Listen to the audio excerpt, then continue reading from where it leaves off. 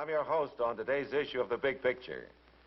The United States Army activities are of a global nature. Even in remote sections of the earth, soldiers are busy with a number of projects. From the training of local special forces and the skills of counterinsurgency, to the mapping of uncharted peaks at the roof of the world.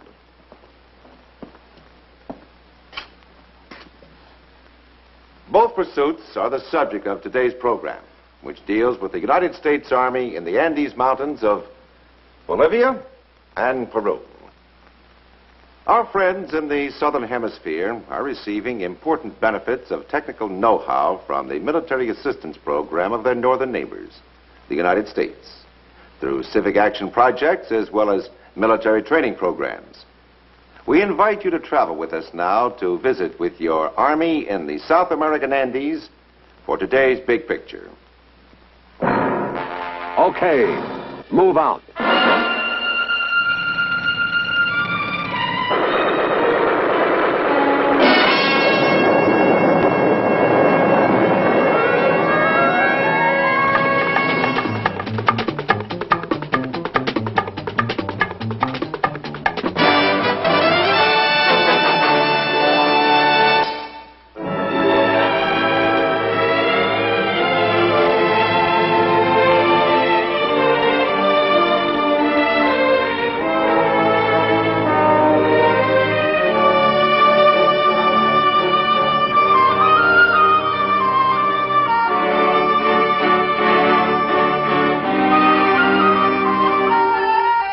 Bolivia, named after its liberator Simon Bolivar, is a landlocked republic roughly the size of the states of California and Texas, divided into principal land regions: the Altiplano, the valleys, and the lowlands.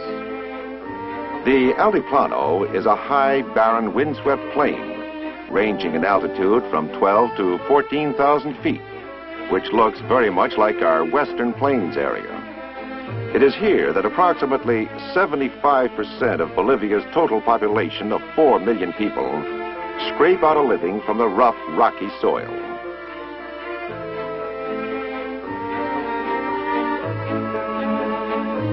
Also in this altitude are to be found some of the world's richest tin mines, mines which produce Bolivia's main export, tin ore.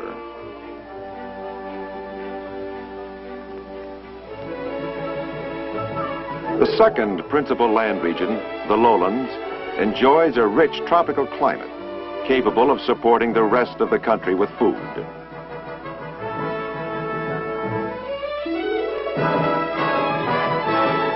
However, the predominantly Indian population of Quechua and Aymara extraction prefer the traditional Altiplano region of their ancestors to a new tropical environment of economic expediency. The legal capital of the country is technically the old Spanish-style city of Sucre.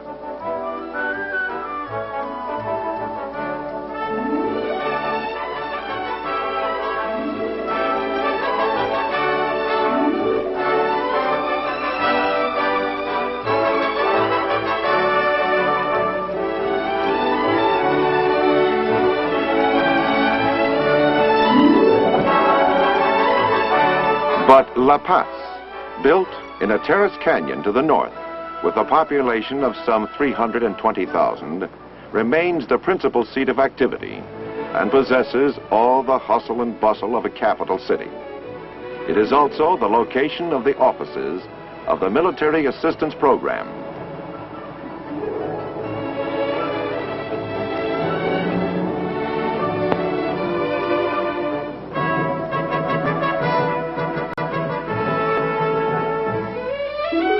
The highest navigable lake in the world, Titicaca, lies on the border of Bolivia and Peru and is believed to be the cradle of Andean civilization.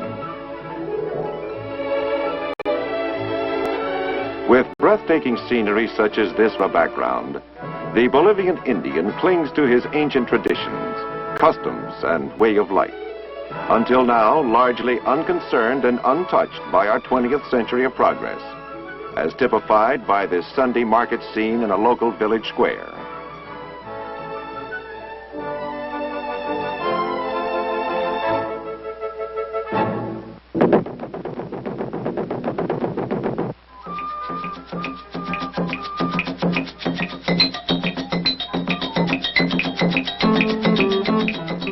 While the scenery and the colorful dancing appear idyllic for the Indian, actually, it helps mask poverty, illiteracy, and disease.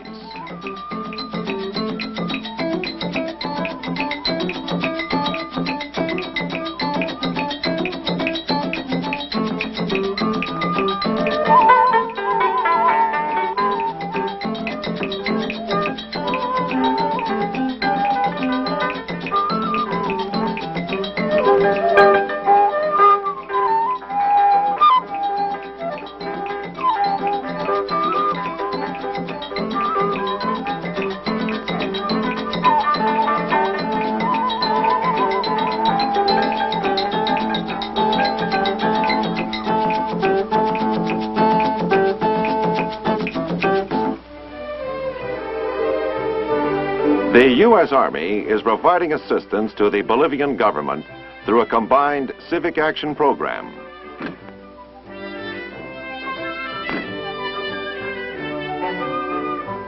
This program is at work in many parts of the country, as in the small village of Chiapata, some 150 miles south of La Paz.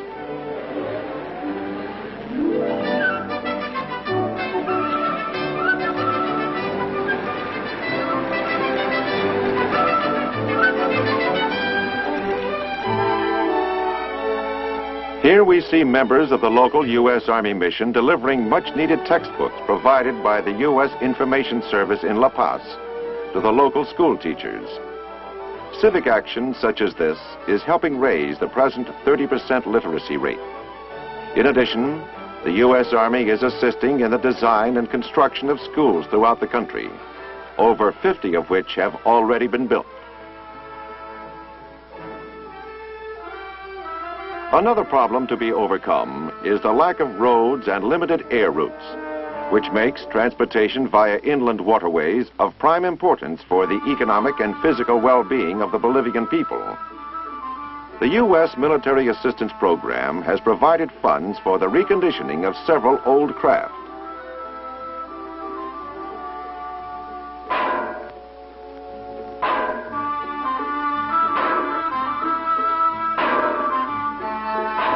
These boats are being reconditioned by local craftsmen utilizing their traditional skills and hand tools.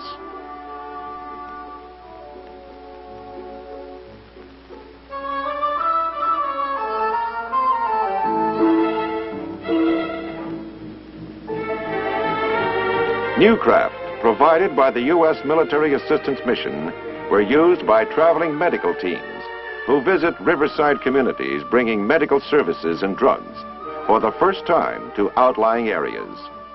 The teams also travel overland by horse and donkey, carrying their gear with them. The teams like this one are made up of a Bolivian doctor and nurse, assisted by a Peace Corps volunteer and a U.S. Army medical specialist. During this trip, over 300 children were examined and received vaccinations for smallpox.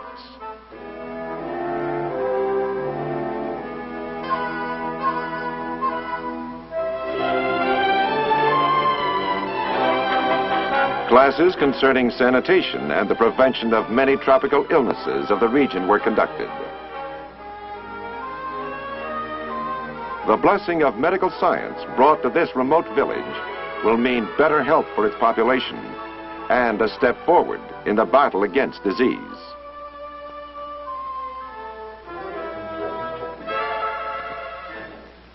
Because of a volatile past, the Bolivian government must maintain armed forces strong enough to ensure law and order in the face of possible armed upheaval, inspired by either external or internal influence. United States Army mobile training teams have been instructing Bolivian special forces in counterinsurgency skills, complete to the staging of mock guerrilla situations in real villages for training purposes. Outside the village of Chiapata, a mobile training team assigned temporarily to the U.S. Army mission has been requested by the Bolivian Army to give a course in counterinsurgency techniques to officers and NCOs of the 1st Ranger Battalion of the Bolivian Army.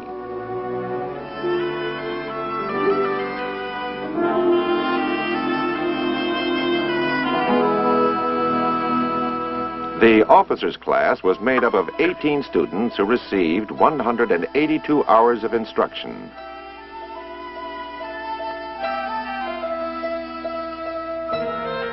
And the second class consisted of 24 NCOs who received 180 hours of classwork.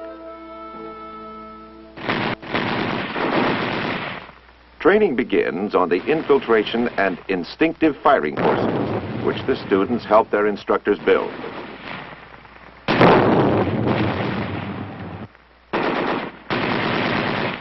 Like soldiering everywhere, the toughening process was exacting. And in the Andes, at high altitudes, strenuous exertion proved even more difficult.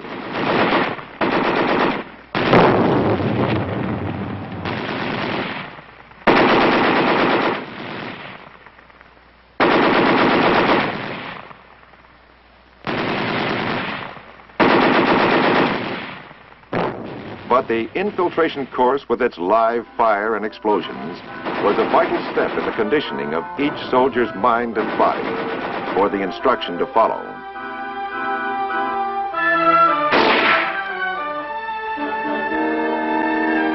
On the instinctive firing course, students were taken separately through the maze of 10 hidden man-sized targets, which were suddenly pulled up by the U.S. Army instructor walking behind.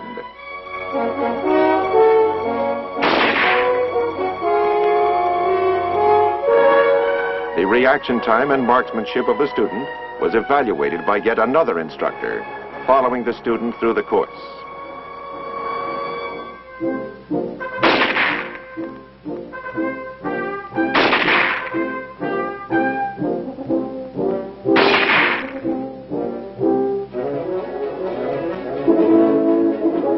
Students were then shown the basic techniques of rappelling on a steep concrete spillway of a dam in the area.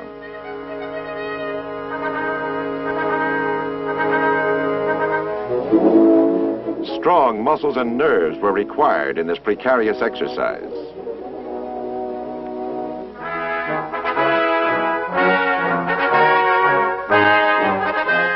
The Bolivian Special Forces soldier learns to use his head, his weapons, and his strength. The mountainous countryside was ideal for training in the art of traversing rope bridges. Not many dropouts here.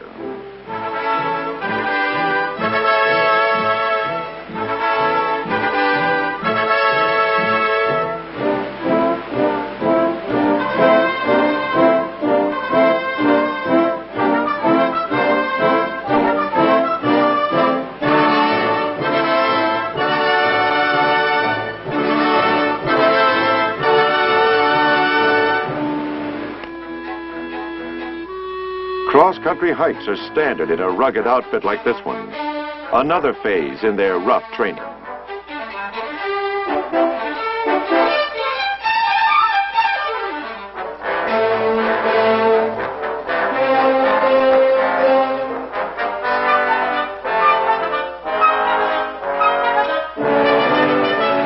From classroom to cliffside to mountain plain, these Bolivian Rangers received a cram course in counterinsurgency skills under the technical supervision of their U.S. Army instructors high in the Andes.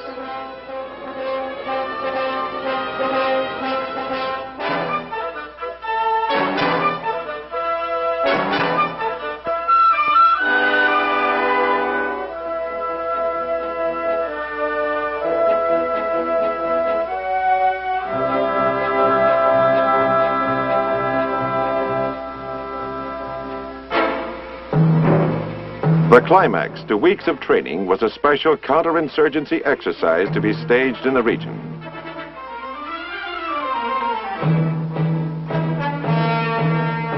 A search and seizure problem was set up by the U.S. Army Mobile Training Team as a final test of all that had been learned.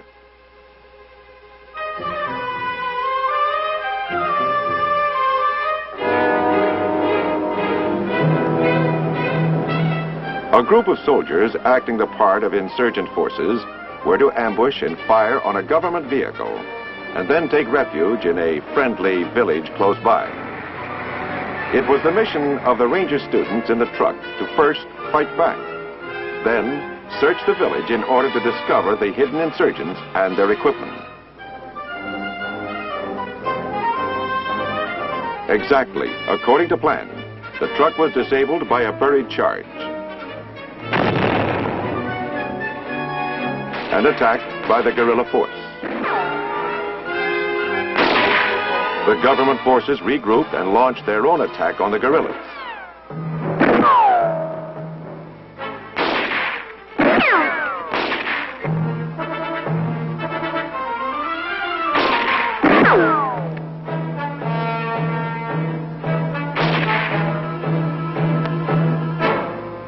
Under the watchful eyes of U.S. Army instructors, the enemy's fire was subdued.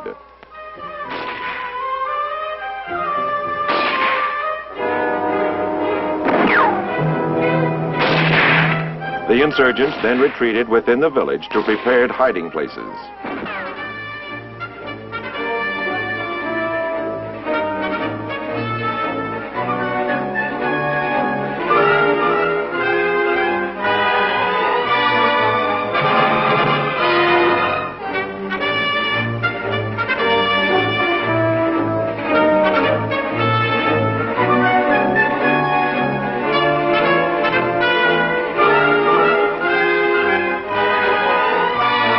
Others changed clothes and assumed the guise of peaceful local citizens.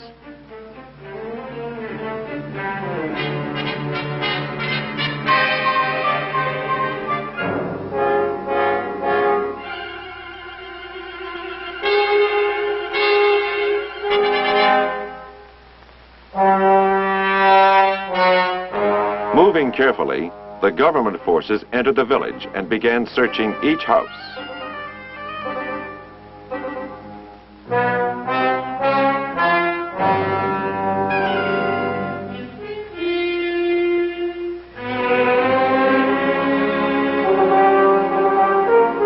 They discovered and unmasked the guerrillas posing as villagers, as well as finding hidden enemy supplies.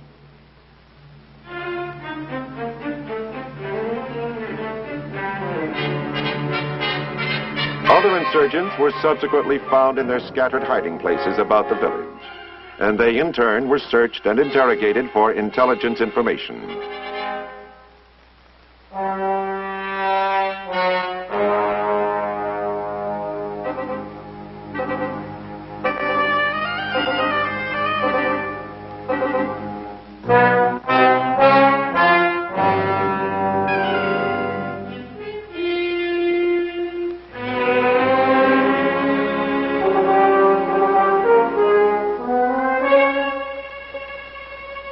The mock problem came to a successful conclusion, and the U.S. Army instructors were proud of their students' performance.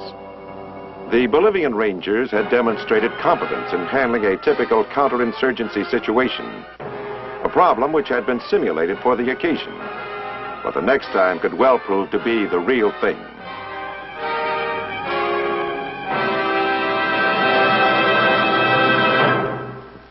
Elsewhere in the Andes Mountains, U.S. Army engineers are directing an inter-American geodetic survey, mapping heretofore inaccessible regions.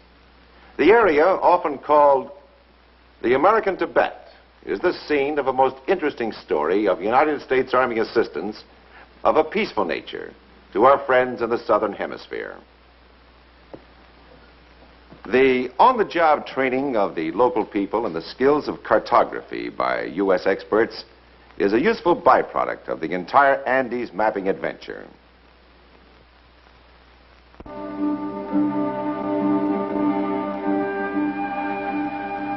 Here in the Bolivian Andes, this Inter-American Geodetic Survey crew is headed by a U.S. Army engineer officer. The survey party carry in their duffel bags the most modern of scientific equipment, but their living conditions along the route are more rugged than anything encountered by surveyor George Washington on the frontiers of North America 2 centuries ago. Intense heat and tangled undergrowth so thick in places that paths must be carved out by machetes a few feet at a time, are handicaps which the surveyor must learn to take for granted.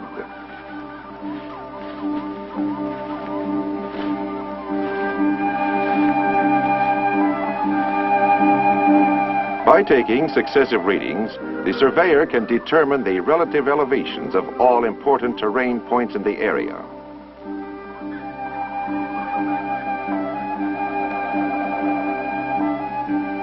High in the Altiplano of Peru, a local officer working under U.S. Army engineer guidance correlates the results of the day's survey with another mapping tool, aerial photographs. The job of cartography is one for resourceful, energetic men. In addition to their technical skills, they must bring to their work all the craft of the outdoorsman.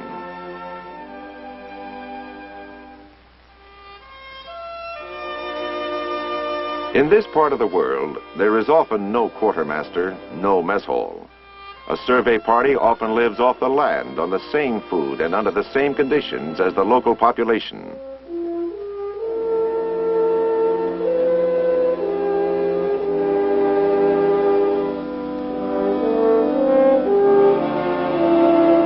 But there are compensations, a life filled with days and weeks in the midst of great scenic beauty, and the enriching experience of many hours spent with men of different backgrounds and customs.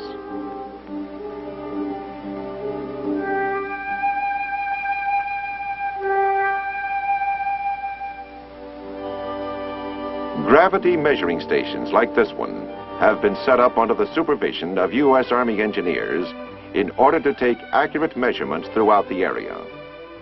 The force of gravity varies slightly from place to place on the Earth's surface, and accurate measurements are crucial in the sciences of geodesy and geophysics.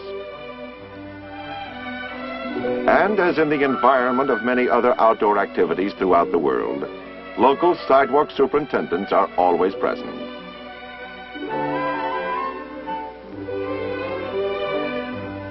The Inter-American Geodetic Survey Mission also maintains tidal gauge stations in coastal areas. The elevation of any point on the map is related to the average mean high tide level along seacoasts. Scientific investigations such as these throughout the world provide a true picture of the size and shape of the Earth. In the field of map-making, the training of local technicians is as important a part of IAGS mission as the maps themselves.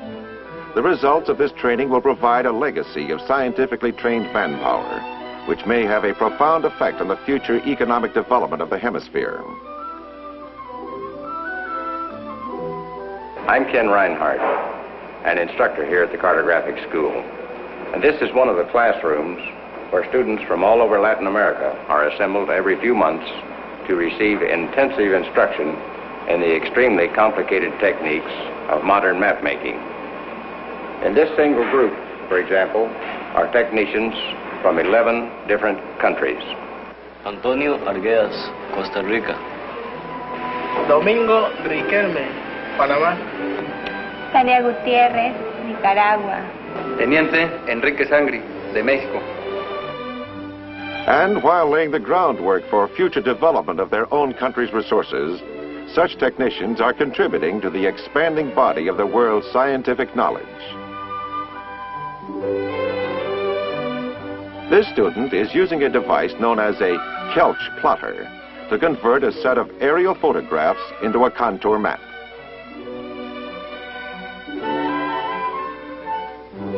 This instrument throws images from overlapping pictures onto a drawing table. Colored lights, along with the lenses and the glasses the operator wears, gives him a three-dimensional image which enables him to begin tracing contours.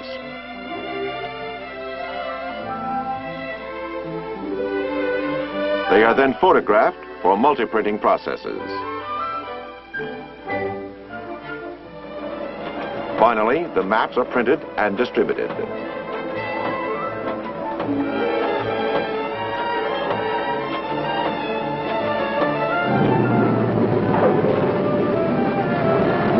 No report report on the Inter-American Geodetic Survey could be complete without a very special mention of the 937th Engineer Company, a group of U.S. Army aviation pilots who, as a matter of routine, perform one of the most adventurous jobs in flying today.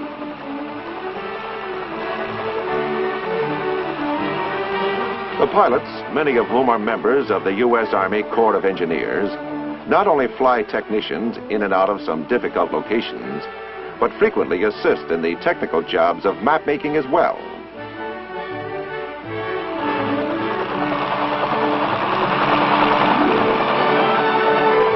Flying at low altitudes over unexplored terrain, they are among the last of the real bush pilots. Ironically, their job is made especially hazardous by the fact that where they fly, there are no reliable maps. Otherwise, they wouldn't be there.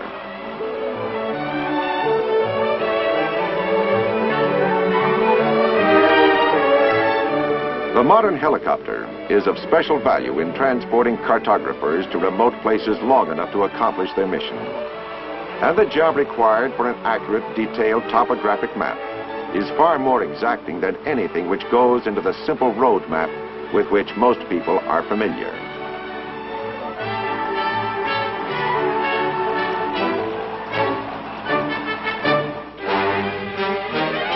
High in the Peruvian Andes, so high as to seem part of the sky itself, stand the ruins of the ancient Incan city of Machu Picchu. For centuries, Indian legend maintained that the last of the Incan leaders had escaped capture by the Spanish conquistadores and retreated to a secret city above the clouds. Only in modern times has the legend proved to have a basis in fact, with the discovery of Machu Picchu. Now a favorite tourist attraction, this legend come to life is just one more target for mapping by a U.S. Army-led geodetic survey team.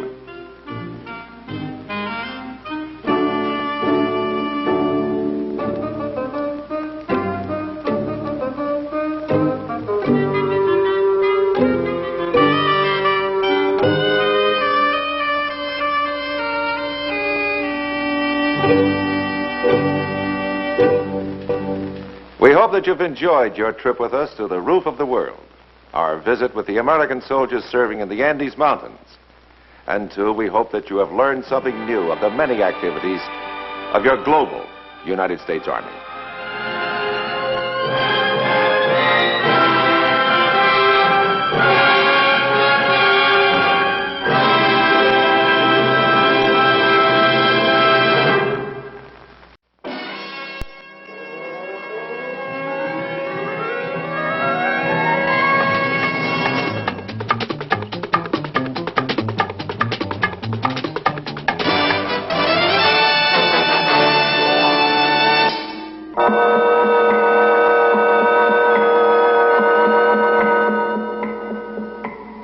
In every corner of the world today, the men of the United States Army are on the job. That job may be to answer a Latin American nation's request for help in restoring order. Or across the world in the Middle East, to help a free nation build the strength on which its freedom depends. Or amid the tensions of Europe, to operate the complex technological tools which make it possible to respond instantly to the supply and necessities of a vast defensive force. Or in Southeast Asia, to probe the steaming rice paddies in search of an elusive aggressor.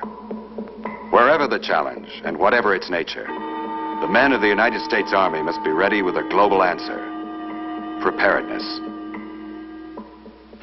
There's little question that the effectiveness of the United States Army, or of any army, depends in the final analysis on the training and experience level of its individual soldiers. It takes time to build up these essentials, especially that second item, experience. But without them, an army, no matter how large it might be in numbers, would be an uncoordinated rabble. The men who provide the United States Army's high level of training and experience, year in and year out, are the regulars. The pros, the career men. Express it as you will, they are the backbone of that global readiness, which is a prime deterrent to potential aggressors today. Since they live and work in a world of such special demands and skills, we may sometimes tend to think of them as something apart. But these people don't live in a vacuum. Their individual, human problems are the same ones which face all of us. The questions for which they must find answers are the same. How best to provide for a family, how to plan wisely for the future, how to build a fruitful career.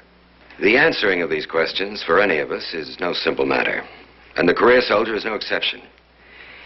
In the next few minutes, you'll see how one of the men of the United States Army, just beginning his career, meets, evaluates, and faces his problem.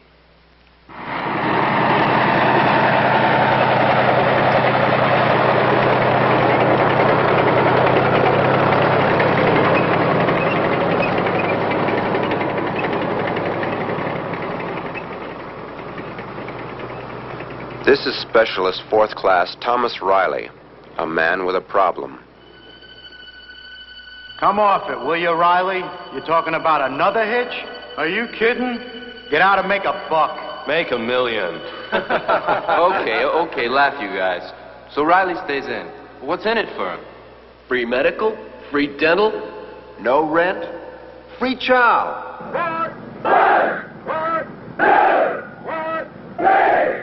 Look at the harassment you gotta take on this post. It's the same in any deal, in the Army or on the outside. Yeah, but outside he could maybe be a boss himself. He could be a major general if he'd get off his duff.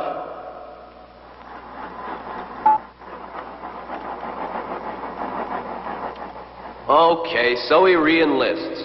Tell me something the Army's gonna give him. And I mean something worth another hitch.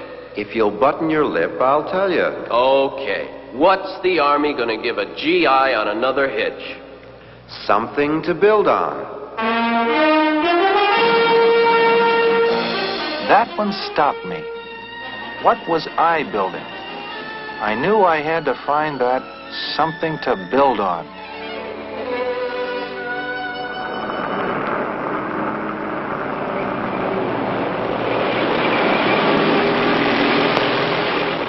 Sir, a message.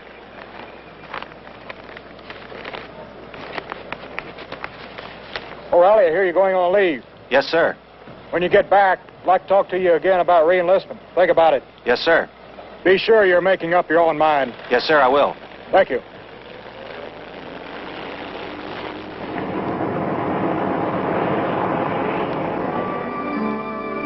I went home to see what I could build on there. The old hometown was going along about as usual. Things looked pretty good. Hi, Ray. First off, I saw Ray Parker. His old man owns the lumber yard. So, naturally, he's in there with his dad. One day, he'll take over when his dad retires. His luck. When he was born, he was going to own that company. Pete Lewis is working for them now.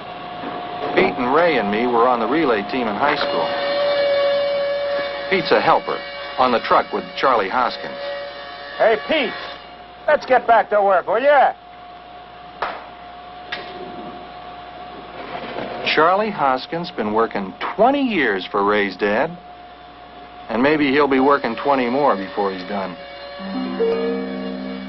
I knew I didn't want what Pete had. Or Charlie. And one thing for sure, my dad wasn't handing me any lumberyard on any silver platter. So I was daydreaming down on Main Street by the Citizens Bank when I got this hot flash. How about going in and asking Mr. Olin J. Kelsey, Mr. Kelsey, how about lending me $100,000 to build a drive-in movie theater? I didn't have to ask. I knew the answer. Sorry.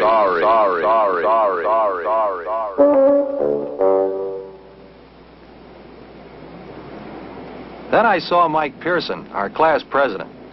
He was our most likely to succeed. Natural-born winner in any league. Love it. You know, I've always enjoyed Mike was selling cars. Terrific. Doing pretty good, too. Like you'd know he would. Oh, he's nuts about cars. Always has been.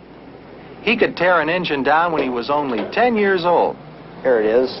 300 cubic inch, 4-barrel carburetor. It's a beauty. It sure is.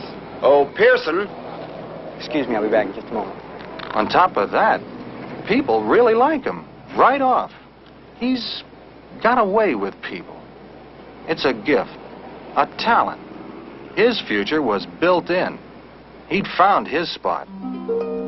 But I hadn't. I didn't have some natural talent or some built-up skill like he had.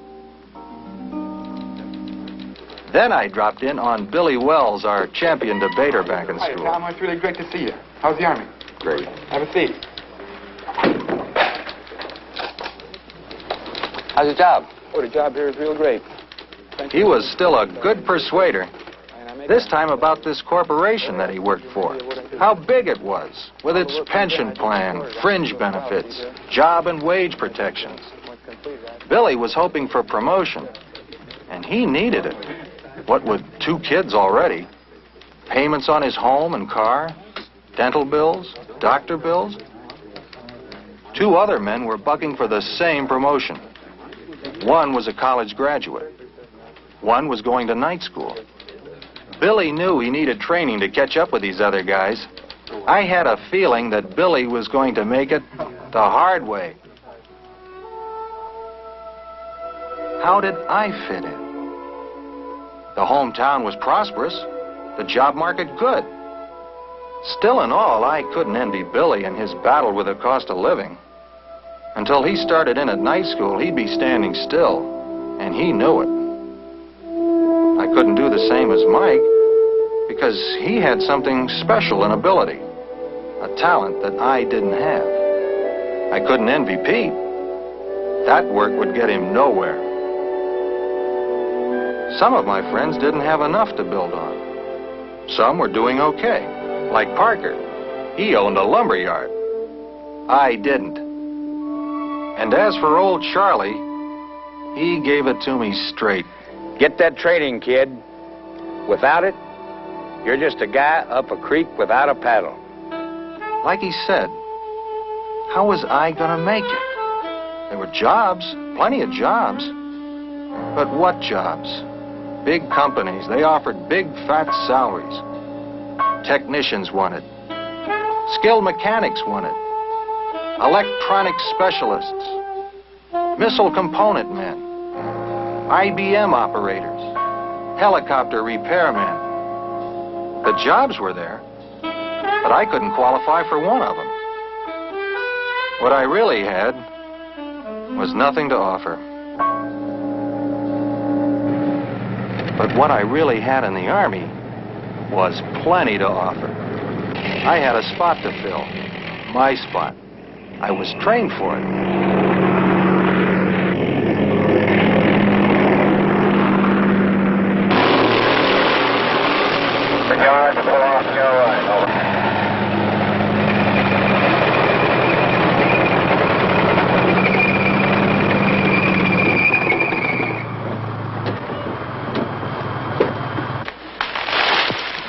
It's like they tell you.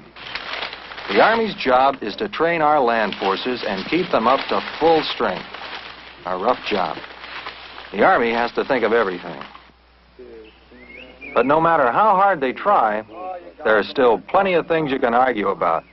And did we argue? A man in the Army should not be married, period. I don't know. You get the married allotment, you live off post. The Army don't want you married. They'd rather have you married than not at all. The Army wanted you to have a wife, they'd have issued you one. Besides, you can have a baby in a post hospital for $9. When I get married, I'm getting out of this man's Army. For what? You should see the guys back home what they have to go through. Listen to him. They should have never given him that leave. You guys will see. The Army gives a family something to build on. Like what? Like security. I wouldn't want to have a wife and kids and lose my job. In the Army, you've got it made. The family's going to be okay. And how about that housing? Not bad, even though you need a little seniority to get it. You don't have to scratch up the rent every month either. The first couple of years can be plenty rough, plenty. Little kids are always getting sick. It can break you. Doctor's bills, hospitals. All that's on the Army.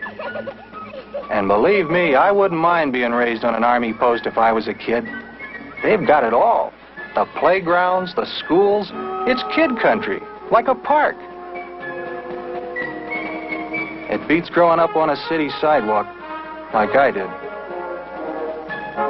An Army wife has it all right, too. She's got the PX, the different Army deals, the commissary, the nursery.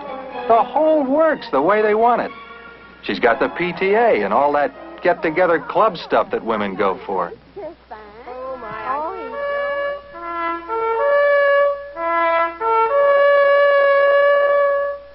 Around the clock, from reveille to taps, the Army takes care of its own, 24 hours a day.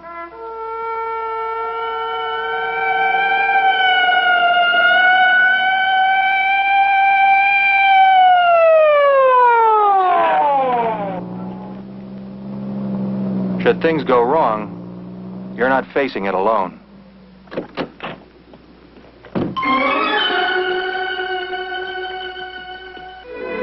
The Army goes as far as it can to help.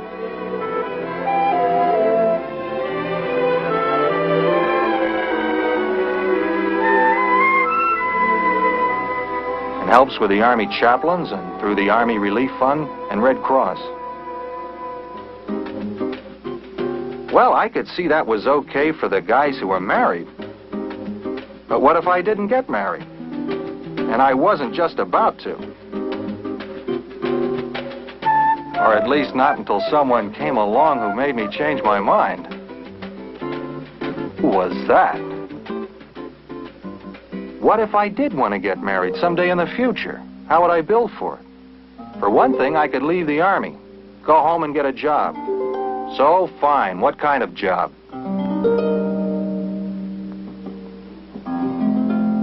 I knew the answer already.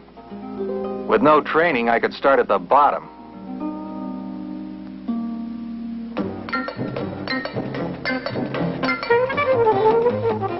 With no training, I could pump gas, wear a different uniform, snap to when I was told.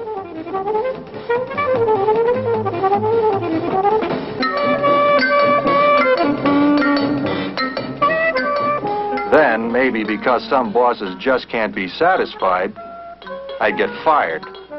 Fire, fire, fire, fire, fire, fire, fire, fire, fire, fire, fire. No, to get a decent job, I needed technical training. But training cost money in civilian life. Most of what I earned, I'd have to pay out to go to night school. School. That was something we talked a lot about after duty hours. We needed job training. We all agreed on that.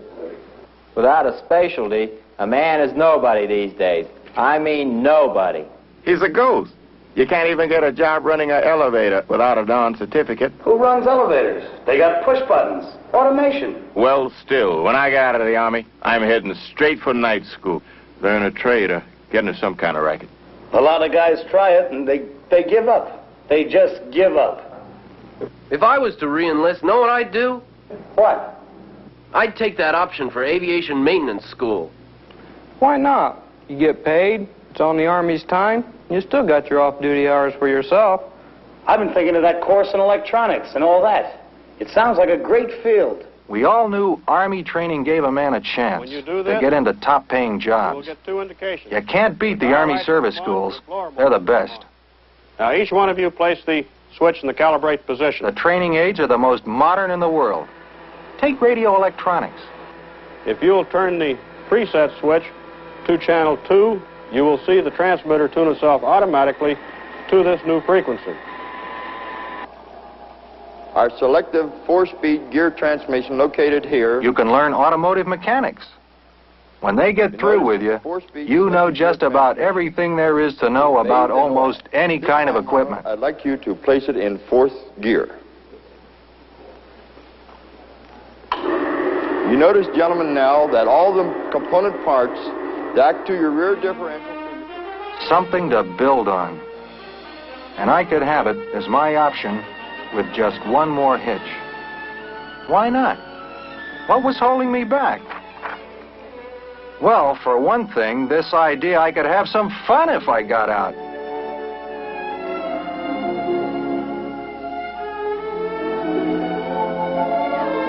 You get these dreams. You're a hotshot civilian, see? Behind the wheel of a big convertible. A cigar in your mouth. You're loaded up for man country. A blonde there beside you.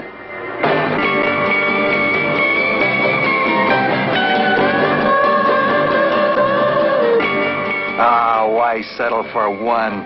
Long as we're dreaming, make it two. One ought to be a redhead.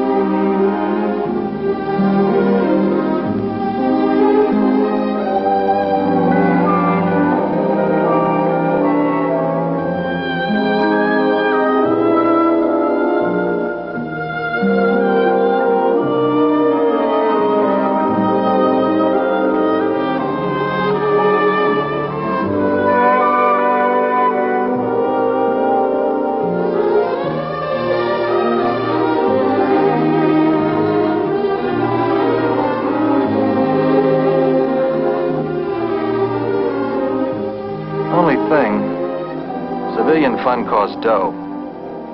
Then you get the price tag. Ouch. End of civilian dreams. The old service club may not be dream stuff, but it's no strain on the budget. Here they come. Hey, man. Hi, Sal. And the scenery's not bad at all.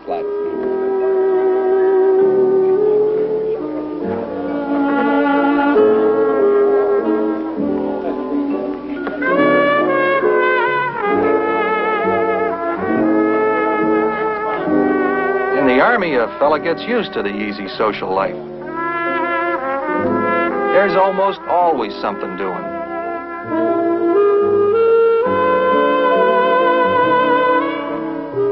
And if you get married, you both can be a real part of Army life.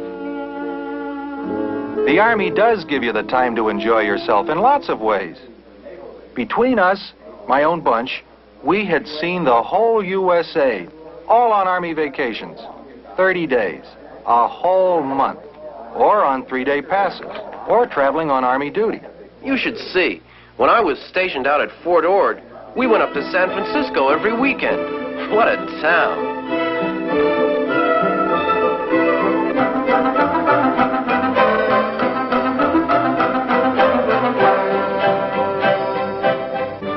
One time we got a 3-day pass, 4 of us. We shared the gas and we went to see L.A. and Hollywood. And then we made it across the border. Mexico. On a 3-day pass? We did it, I tell you. We barely made it back by Reveille. I took a leave. Me and these 2 guys. We went all the way from Fort Lewis, Washington to Yosemite. That scenery, boy. How'd you get there? Flew. Half price, special rate. Good deal. Give me Paris anytime. I took a leave and came in from Frankfurt. I met a girl in the Bois. The Bois? I met a girl in the Champs. What Champs? Champs-Élysées, you idiot. Where have you been? You should see. A couple of us guys went over to London. It's really great.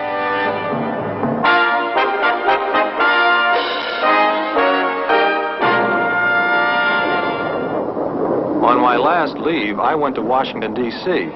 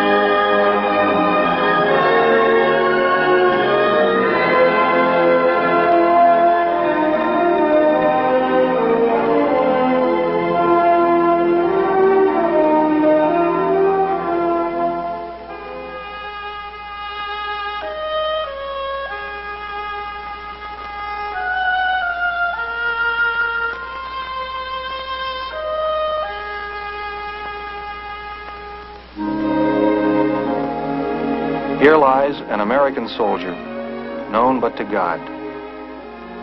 To serve as others have, in the long roll call down through U.S. Army history. To serve is to be proud, and pride, too, is something to build on.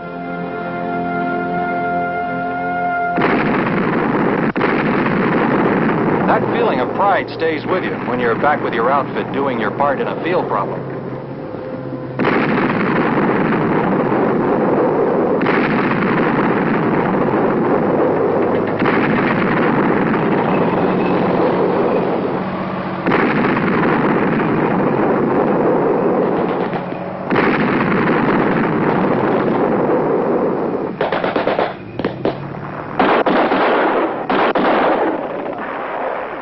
Chow time is always gab time. Today it was the great gravy train. To hear him talk, you'd think the streets were paved with gold. You can make $1 million in civilian life. I know a guy that opened up a laundromat, and he's cleaning up. No sweat at all. Guy gets into anything these days, and he's made. Made what? You can hit the jackpot. 1 million jerks start their little businesses. The only thing they hit is the family for some coin. Figure the percentages. 1 out of 10,000 is going to be a millionaire. You got a better chance of making 5-star general. I mean, you just made Spec 4. Fully. It was eating all of us, the big gold rush. I could see it now. In or out of the Army, you have to work for anything you get. The same guys who couldn't make it in the Army wouldn't make it in civilian life. In or out of the Army, the same rules apply. Leadership. You have to earn it, if it's Army or if it's civilian. Reliability. You gotta be there on the job, whether it's standing reveille formation or checking out against a timesheet. Training. You need it in the Army, you need it outside. Attention to detail. It's exactly the same. Respect for authority. You can't get ahead without it. Hard work. You can't dodge it. It's no gravy train for civilians, and it's the same in the Army. Ain't no sense in going home. Ain't no sense in going home. Yoda's got your girl and gone. Yoda's got your girl and gone. Sound up. 1, 2. Sound up. 3, 4. Bring it on down. 1, 2, 3, 4. 1, 2, 3, 4. The Army is a team, working together, belonging together. When you're with it, there's a satisfaction, a spirit. It's your outfit.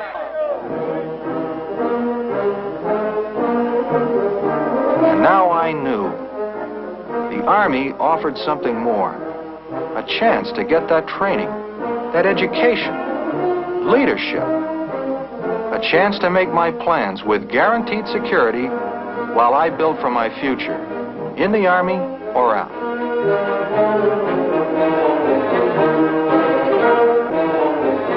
Some men the Army will not re-enlist. I wanted to re-enlist, and the Army wanted me. Career counselor had all the facts to help me choose a service option.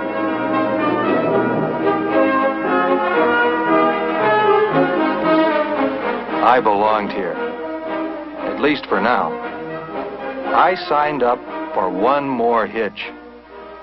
In the United States Army, this hitch would give me a running start in life, something to grow on, something to build on, and this time, something for me. And I do solemnly swear. And I do solemnly swear. That I will support and defend the Constitution of the United States. That I will support and defend the Constitution of the United States. Against all enemies, foreign and domestic. Against all enemies, foreign and domestic. Upon men like these, so much depends. They are the citizen soldiers who, since our beginnings as a nation, have stood guard over our liberty. They're average men, but they're important people. Times change, but the need for able men to meet the demands of those changing times remains. The challenges to freedom are never-ending, and worldwide. Our readiness can be no less if freedom is to survive. The long heritage of service which has been built by the men of the United States Army needs no comment from me. You know it well. Carrying forward that continuity of service to meet the challenges of the 20th century are the regulars of today's Army. And they do so with the satisfying knowledge that through their service, they are giving themselves and their families and their nation something to build on.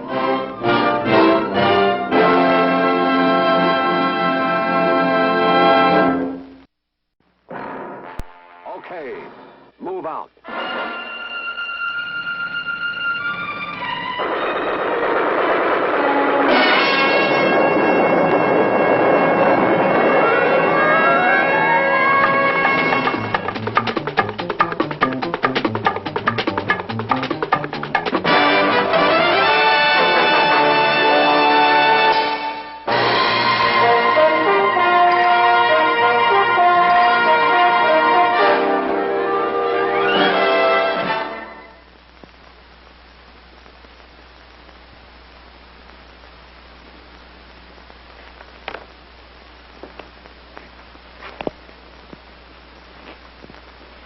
Ready to roll when you are, Charlie. Be ready in a minute.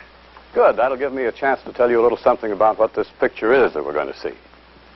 Now, it wasn't planned for this series originally, but certainly the story it tells is of sufficient importance and interest, and that's why we're showing it to you.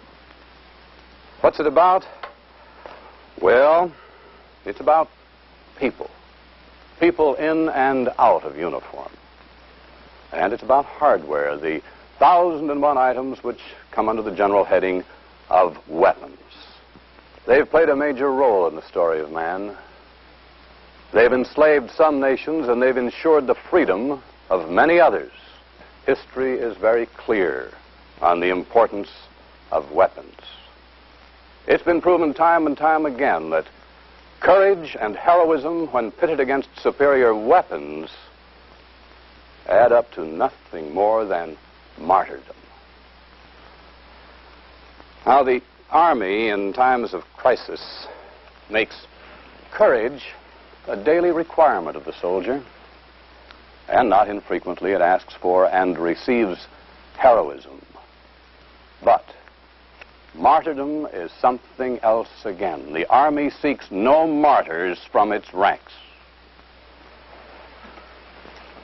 In fact, this film details one way in which it strives to avoid such requests, by giving the soldier maximum chance of survival and victory in combat, regardless of the environment in which he faces his enemy.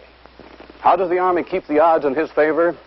By supporting his courage and integrity and military skills with weapons that are never inferior to those of the aggressor. Weapons which are, in most instances, vastly superior to those of the aggressor.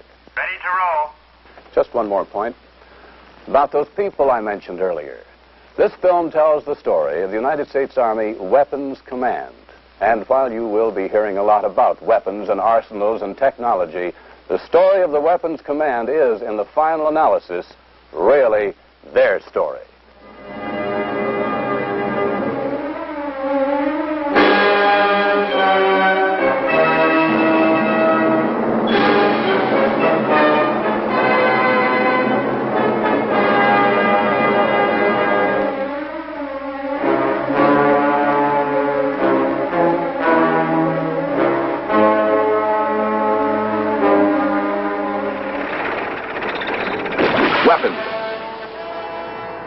Rugged, reliable, potent, lethal materiel.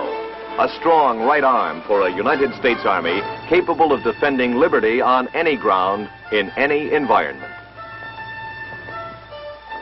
Capable of delivering a lethal blow to any aggressor.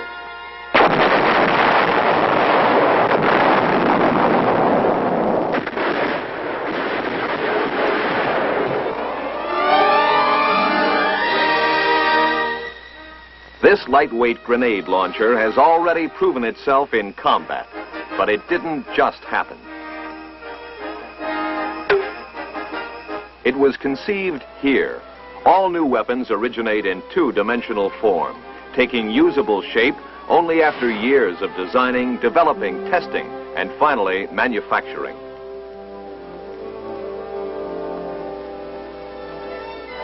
Directing these complex processes is the United States Army Weapons Command, headquartered at Rock Island, Illinois, an organization with almost 2 centuries of experience in the art of weaponry. The worldwide mission of the Weapons Command is to develop, produce, and maintain weapons and combat vehicles and their fire control for the United States Army. The command also does specialized work for the Air Force and the Marines, and helps to equip nations around the globe through the Military Assistance Program.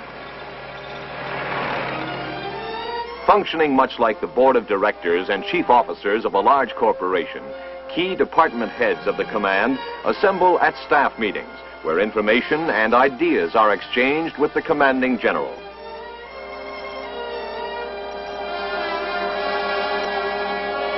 One of its subordinate commands is Rock Island Arsenal, located near the Weapons Command headquarters at Rock Island, Illinois.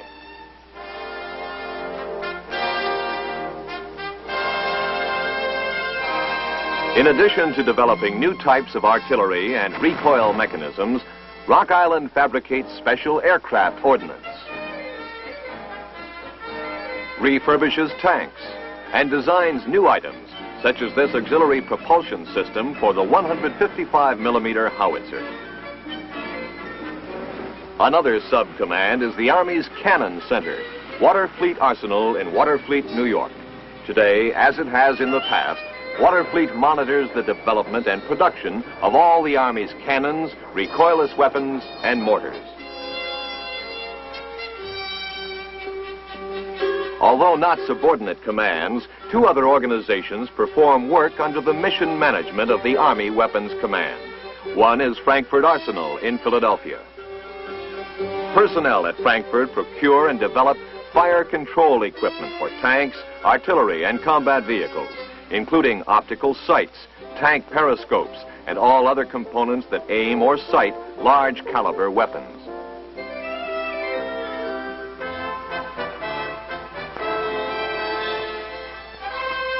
The other organization near Detroit is the Army Tank Automotive Center, or ATAC. The Weapons Command uses ATAC facilities and personnel to guide the development and production of tanks, self-propelled artillery, and other combat vehicles.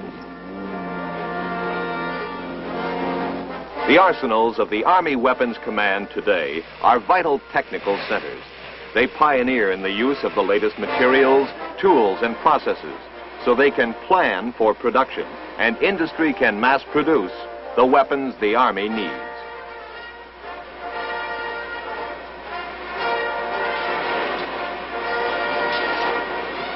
They operate in accordance with Army policy, which places primary reliance for the production of weapons systems on private industry. But before industry can manufacture, research and development programs must probe, examine, and test. To accomplish this, Arsenal employees must put their skill, their knowledge, their foresight, and imagination to work. They fall into many diversified categories: analysts, scientists, technicians, specialists, but they share common objectives. They seek to develop new and improved methods of production. They probe for ways to minimize cost without sacrificing quality and effectiveness.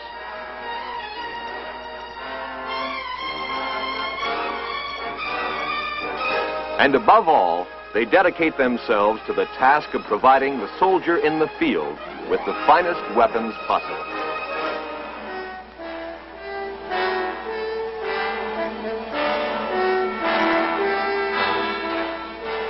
Now in production, for example, is a new 105mm howitzer developed to augment this one, which has been in service for many years. The objective? A lighter weapon with greater mobility and range. This standard howitzer weighs in at 5,000 pounds. Now, look at the new one again. This improved weapon, thanks to its aluminum carriage, weighs about 3,000 pounds, 1 ton lighter than its predecessor. It also has greater mobility and range.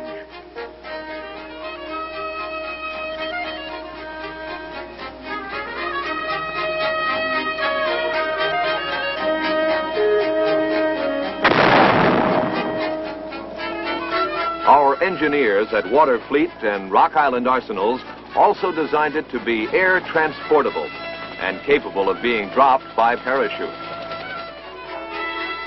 Another remarkable weapon, also now in production, is the minigun, which uses the standard NATO ammunition.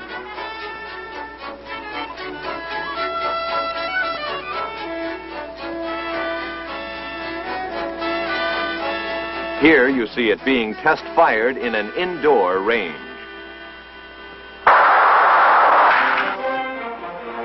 Incredible rates of fire, up to 6,000 rounds a minute, are achieved by its 6 revolving barrels.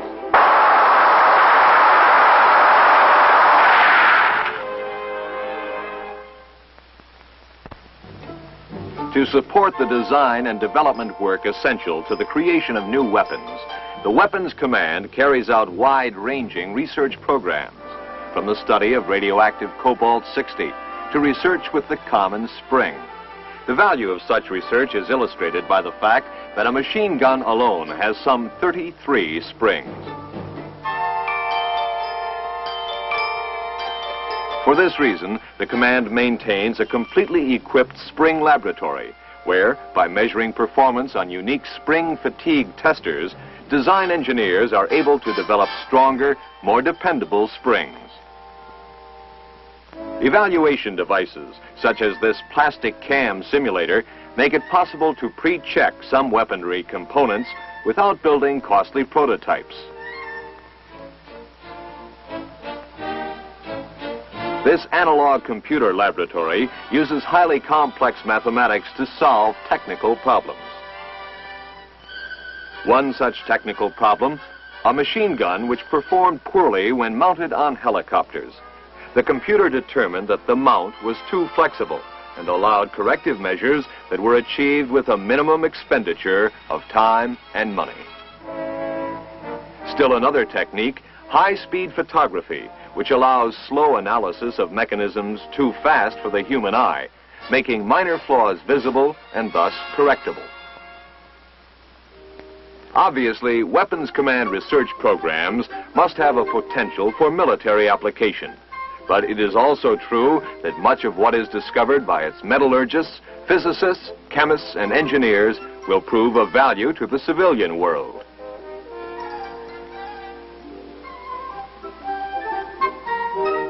For example, there is Rock Island Arsenal's continuing program to improve the properties of rubber.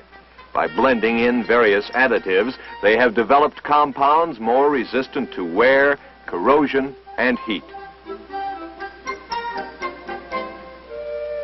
The all-weather mission of the Army requires continuous research to improve a wide variety of lubricants, to develop superior anti-corrosive agents, to find new and better preservatives for military machinery. At Waterfleet Arsenal, chemists perfect new methods of electroplating, in which electrical current deposits one metal upon another to form stronger, more heat-resistant metals and alloys. Another new research program is the study of what are called whiskers. Not found on the face and not made of hair, these whiskers can be made of different metals. They are created by means of a technique that forces gases through molten metal in high-temperature chambers. This tungsten spiral, for example, grew whiskers of tungsten oxide. When embedded in other metal or plastic, whiskers produce composite materials, many of which may have important military application. This tensile testing machine proves their potential, verifying that some aluminum oxide whiskers have a tensile strength of more than 1 million pounds per square inch, 2.5 times stronger than the finest steel.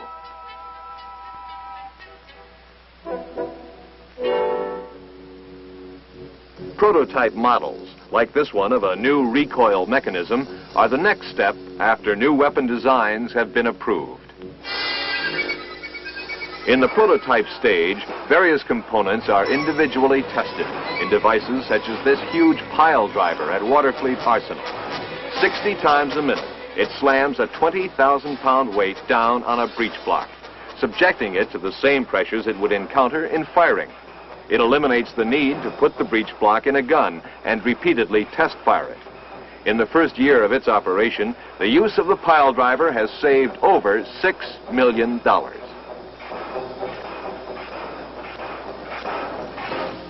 One of the most important weapons command programs develops firepower for Army aircraft, such as this system, which mounts 2 machine guns on each side of a helicopter.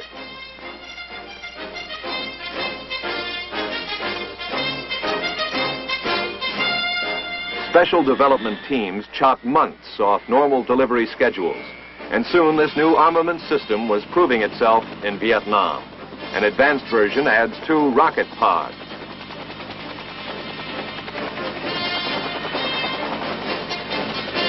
Another development is a nose-mounted grenade launcher, which provides fire support over a wide area.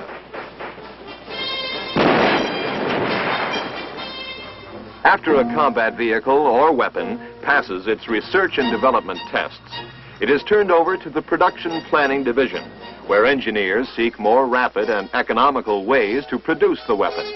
At the same time, they try to increase reliability and ease of maintenance.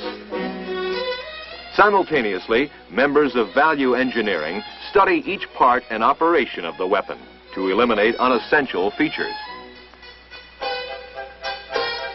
Meanwhile, quality assurance engineers are drawing up final blueprints, compiling specifications, designing special gauges and test equipment, and making on-the-spot inspections at the contractor's plant to ensure that each item will be produced exactly as specified and on time.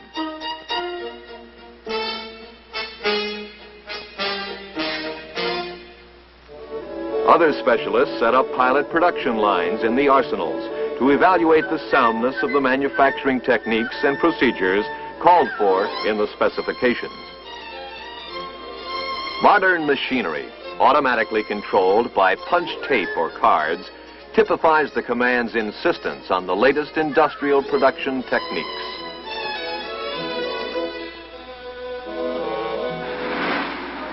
Overall supervision of weapons production is the job of the Procurement and Production Directorate at Weapons Command Headquarters. The Production Planning Division has more than 50 industrial engineers and specialists who check on arsenal operation, study new production techniques and modernization programs, and constantly review costs. The Army not only needs to know what to buy 2, 5, even 10 years from now, but also where to buy it and how much it will cost. These men accomplish vitally essential planning, both short and long range, creating masterwork schedules that spell preparedness. While special small quantity orders, such as for this rocket launcher, may be placed with one of the 3 arsenals, the Weapons Command deals primarily with outside industry, doing business and placing orders with hundreds of private companies. Another of their responsibilities is to direct activation of certain industries in times of emergency. Machine tools are just as vital an asset as the planes and tanks our country's stockpiles. The Industrial Readiness Branch directs the mothballing of tools or even entire assembly lines so that if and when needed, they can be quickly activated without any critical time lapse. The other half of the Directorate, Procurement, is responsible for the awarding of contracts to manufacturers and for the purchase of all materiel for the command. They have increased the use of competitive bidding and fixed-price contracts, both of which stimulate private enterprise to produce more economically. These actions have helped the Weapons Command reduce costs by over $40 million in 1 year alone. It is obvious that the contractor, if he is to produce a large quantity of weapons, must be provided with a set of precise drawings and specifications called a technical data package. You are looking at the tech data package for just one item. The package spelled out exactly what the requirements were in detail, with specifics that left no room for misinterpretation. The savings effected paid for the cost of producing the data package many times over.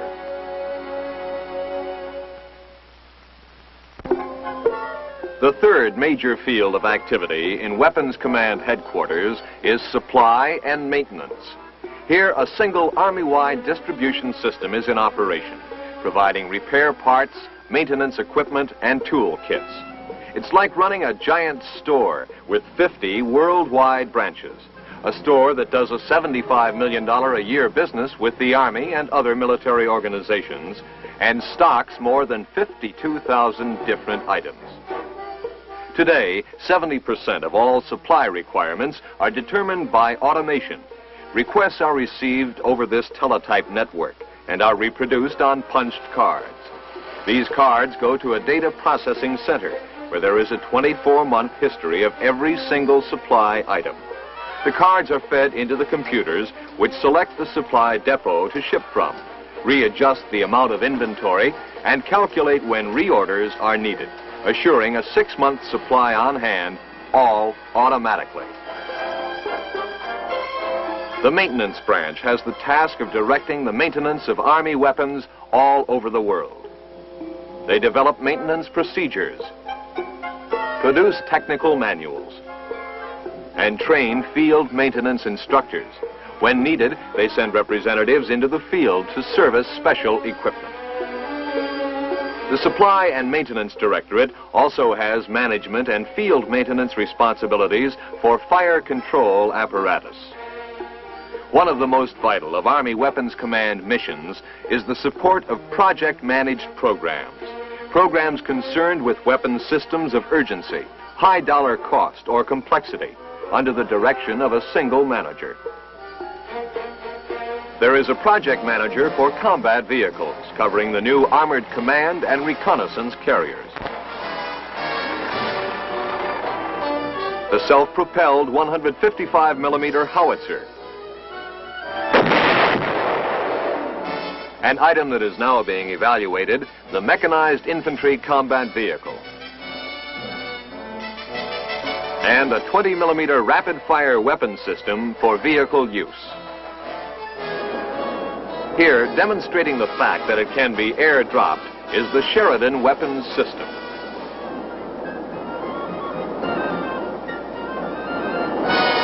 The Sheridan, considered by many to be the greatest advance in combat vehicles since World War II, is an excellent example of what can be accomplished under the project management system. In addition to its airdrop capability, it can also swim inland waterways.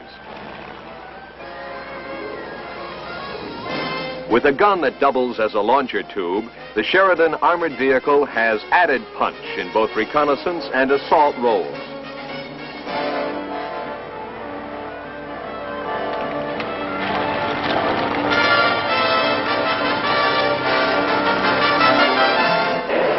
Fire a conventional round or the Shillelagh guided missile with deadly accuracy.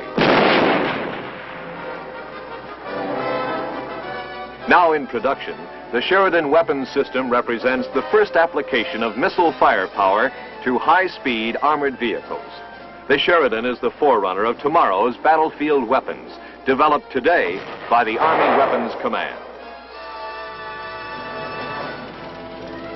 In Warren, Michigan, another project manager supervises the development and production of the M60 tank and its family of vehicles, each with specific capabilities for specific missions. This is the versatile fighter of the family, an improved version of the M60. This is the constructive member, a combat engineer vehicle. The M67 is equipped with a flamethrower.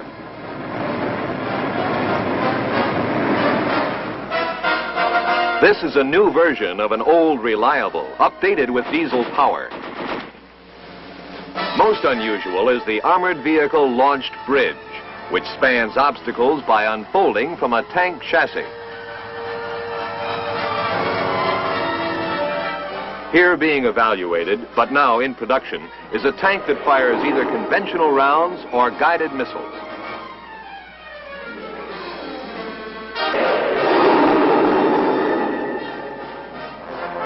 Here you see the XM-16E1 rifle in the hands of the project manager, who now has prime responsibility for new rifle development. These are some early versions of the M16, or as the original civilian version was called, the AR-15. Important changes have been made since it became a project-managed item. A new flash suppressor has been added. Color has been impregnated into the handguard, pistol grip, and stock, and the action of the working parts has been refined. This weapon, already combat tested, weighs only 6.5 pounds. It can fire a single shot with each pull of the trigger, or fire fully automatically. Its magazine holds 20 of the slightly longer and heavier .22 caliber bullets that deliver its remarkable firepower. Built into all Weapons Command products is a capacity for survival, a pre-tested toughness that will allow it to function on almost any ground in almost any climate.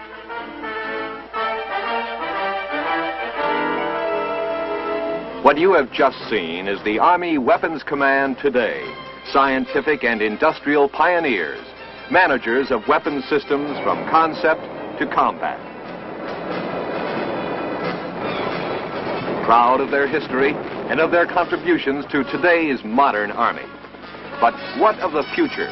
What shape is seen for the weapons of tomorrow? Even now, tests are being run on rocket-assisted artillery rounds. They are studying the application of the laser beam to range finding.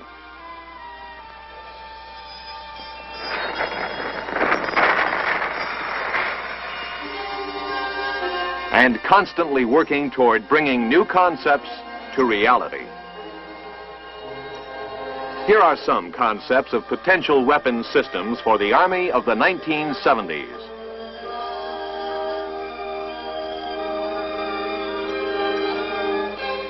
A main battle tank. Shotgun. Advanced air mobile artillery. An infantry fighting vehicle. Armored personnel carrier. A howitzer-armed helicopter. And a prime mover. Beyond that, predictions have less substance, and the shape of weapons to come is determined by the artist's imaginative brush as well as the engineer's realistic slide rule. Even further ahead, there is a time when man will walk on alien soil. But his roots will remain planted on the Earth, an ancient planet on which freedom has never survived without the ability to defend itself.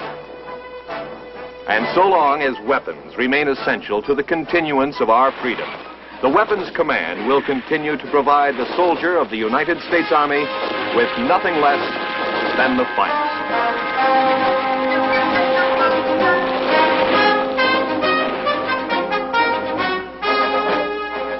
Well, that's it. You know, it's an uncertain world we live in, and under the circumstances, it's nice to know that the claws of the eagle will remain lethal.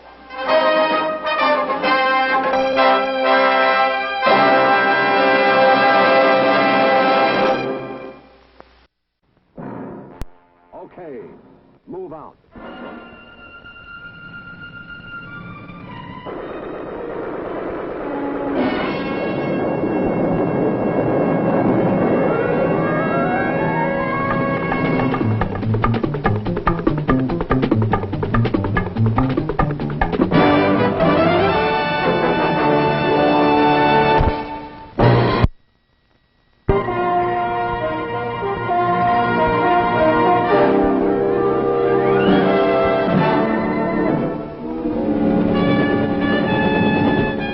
The novel air-mobile war fought by the United States Army in Vietnam has proved the effectiveness of new battle concepts featuring the combat helicopter. These concepts are constantly being added to and improved. One of the highly successful developments to come out of the stress of battle is the addition of the helicopter door gunner, the shotgun rider. Originally a pilot, co-pilot, and a crew chief who also served as door gunner made up the crew.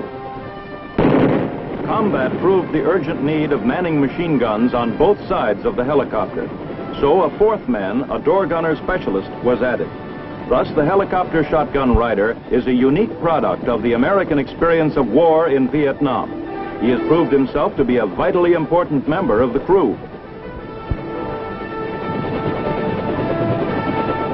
This film will show the intensive training usually received by helicopter door gunners. Then we'll follow them on combat missions in Vietnam.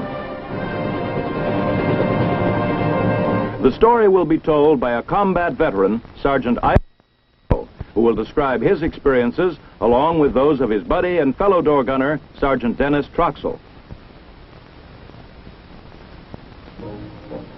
I was with the 25th Infantry Division, the Tropic Lightning, when I heard about the volunteer course for helicopter door gunners, nicknamed shotgun riders. I had a good deal as a squad leader in A Company. So did my buddy, Dennis Troxell. You can't beat Hawaii as a duty post. We'd talked about Vietnam. Who hasn't? And we both wanted to go there. That's where the action was. We had no doubt why we were fighting there. It was to give the Vietnamese a chance to decide themselves what kind of government they wanted, without having the communists dictate the choice, either red or dead. But the Army wasn't buying good intentions alone. All candidates for the helicopter door gunnery school had to pass a stiff physical exam. It was the type which all air crewmen had to take. We were checked and double-checked. The heart check was backed up by an electrocardiogram. Among the many tests, the most critical were those for hearing and eyesight. Poor depth perception or color detection could flunk you, and it was easy to understand why it had to be that way. On the first day of training, we were introduced to the mechanical beast, the Huey, we'd be riding and fighting from in Vietnam. We learned about the intercom system, and were told the duties of the crew chief, like how to tie down the main rotor blade. Refueling procedure, too. Part of the door gunner's job is to assist the crew chief when necessary. This orientation hour is climaxed by our first helicopter flight. We learned how to use the clock system for pointing out the direction of aerial and ground objects. We get a taste of formation flying and how to keep check on the other helicopters in the formation. The joker in this orientation flight is that it's also a test to see whether the gunner candidate is adaptable to helicopter flying and riding in the open doorway.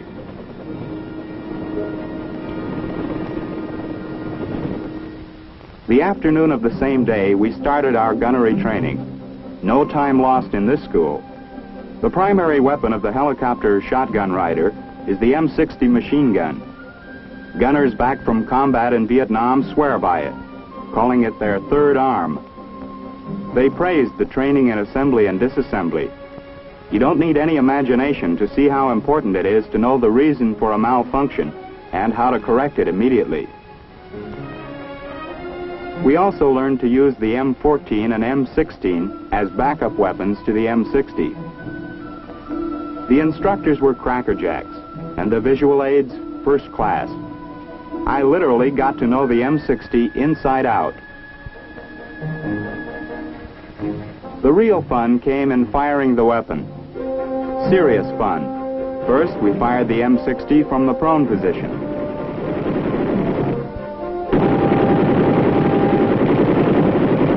Then standing up.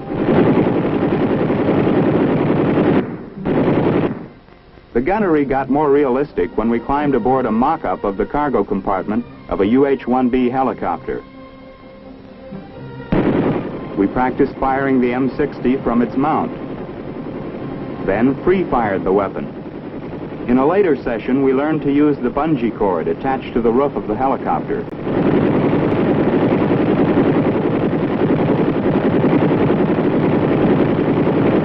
When the instructor causes a malfunction, the student grabs an M14 and keeps firing.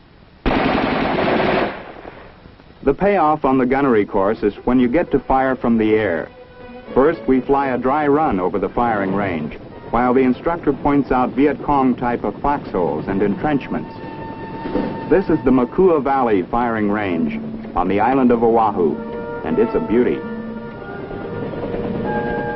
We learn the procedures for proper visual search, which must be systematic to be thoroughly effective, plus lessons in target acquisition and identification, range estimate in ground distance and slant distance, and how all this is affected by the variables of speed, altitude, and angular motion. Tricky stuff, but fascinating. Before we make our first firing run, we get an orientation lecture about the range from one of the instructors. He tells us about the course we'll fly and the ground targets we'll be shooting at. It's a lot like the briefing we'll get before going on a combat mission in Vietnam. It's short and to the point. Then it's move out fast.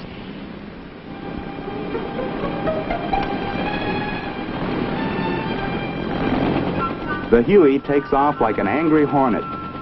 These choppers aren't in the same speed class as jets, but don't get the idea they can't go places in a hurry. They can climb, too. And skim close to the ground like no other aircraft can. We go into a firing run. It's the first time gunner, chopper, and M60 work together. Now I get the feeling of what it is to be a flying shotgun rider.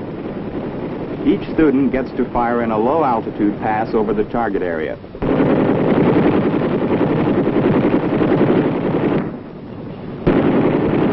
Later on, we return to the range to fire on targets from a higher altitude, under the eye of the instructor, who sits in the open door like he's on his front porch. The M60 pumps out 550 rounds per minute. The instructor warns us not to get carried away when we're firing. It's important to conserve ammunition. Back to Earth. Did you ever see an Army school, no matter how busy, that didn't have time for push-ups? Ours was no different. We had the run of the pool for survival training. This was in case the aircraft was forced to ditch in open water. Using a Mae West life jacket was easy to learn and very comforting. But if you hit the water without time to put on the Mae West, you learned how to improvise. First, kick off the boots. Then remove pants. Then take the pants, along with a few mouthfuls of water, tie a knot in the legs, blow air into them, and you have a pretty fair makeshift life vest. We also learned a few tricks about survival on land, where it wouldn't be quite as friendly as Hawaii. These classes were to recognize edible fruits and vegetables in the South Vietnam area, and how to trap small animals and catch fish with improvised gear. To start a fire, we used the old Boy Scout trick of rubbing two sticks together.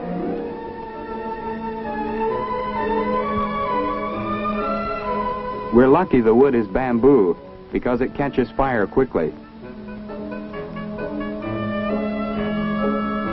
Sergeant Alvarado, the instructor, makes like a chef, jungle style. I don't think you'll find mongoose dishes recommended by Duncan Hines, but you'll have to admit the meat is fresh.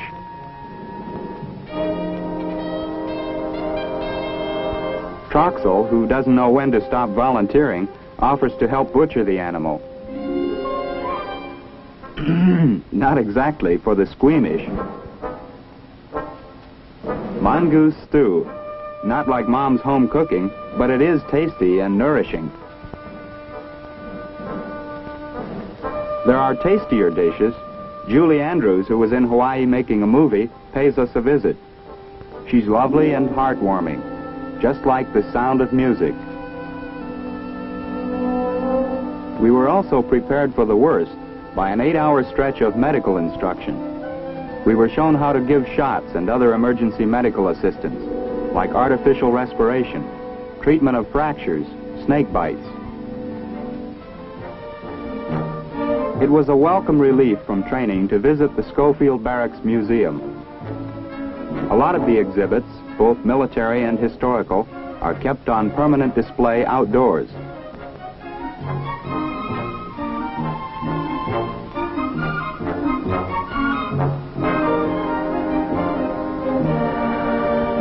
A combat memento from World War II. Imagine going to war in this little tin can. They told us that fighting in Vietnam is a little like fighting the Japanese in the jungles of the Southwest Pacific. Maybe so, but they didn't use helicopters the way they do now. To us shotgun riders, World War II seems old-fashioned and far away, almost ancient history. You can take only so much museum stuff at a time. We had some livelier recreation in mind.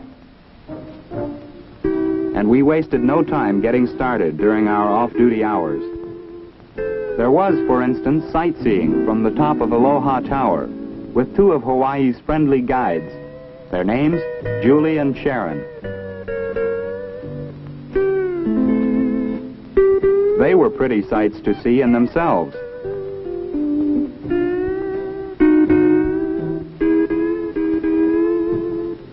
Hawaii is full of great scenery. This view of the Royal Hawaiian Hotel and Waikiki Beach must have started a tourist rush all by itself. Now this was the way we should have learned survival training in water.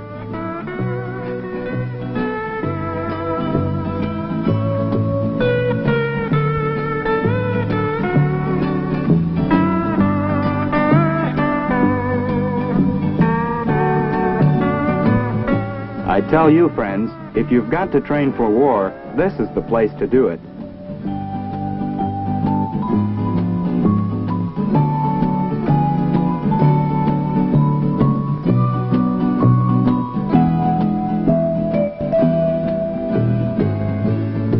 Now I ask you, how many soldiers get off-duty duty like this?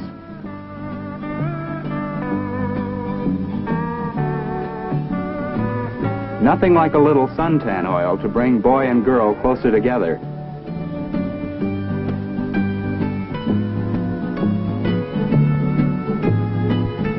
On a beach like Waikiki, on a day like this, with pleasant company listening to you talk about yourself, Vietnam was about the last thing we had on our minds. It was very, very nice, but of course it was too good to last.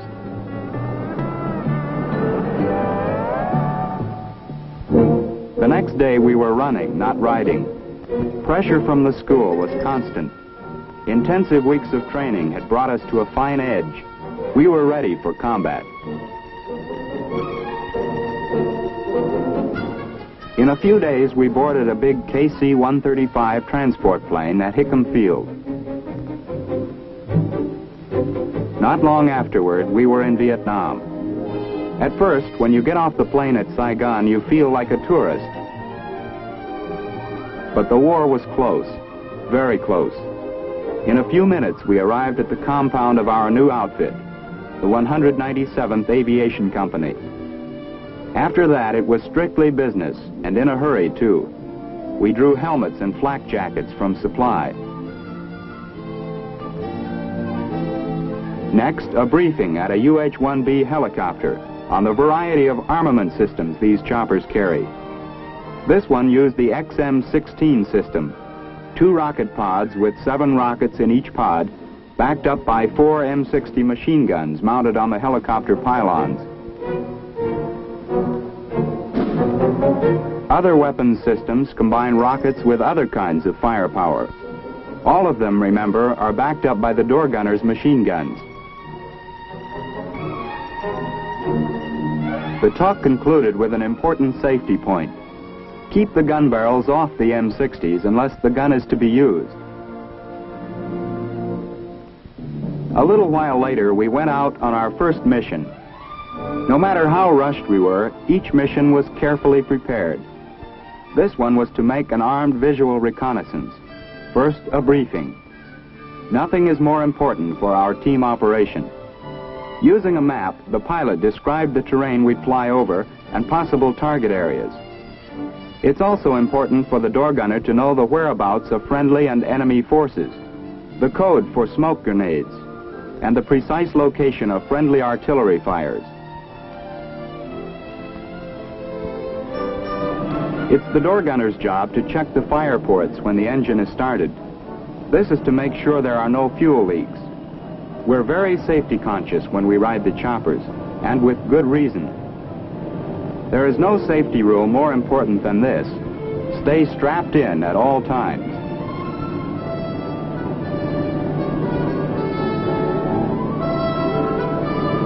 A final step before takeoff is to check the intercom. Here the rule is keep radio conversation to a minimum, no idle chatter.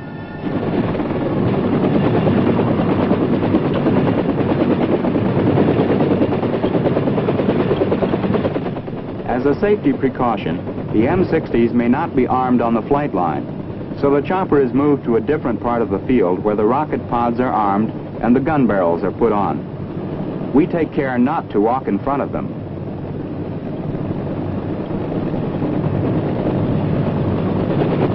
With this done, we were on our way for real. It was a moment I would always remember, my first combat mission.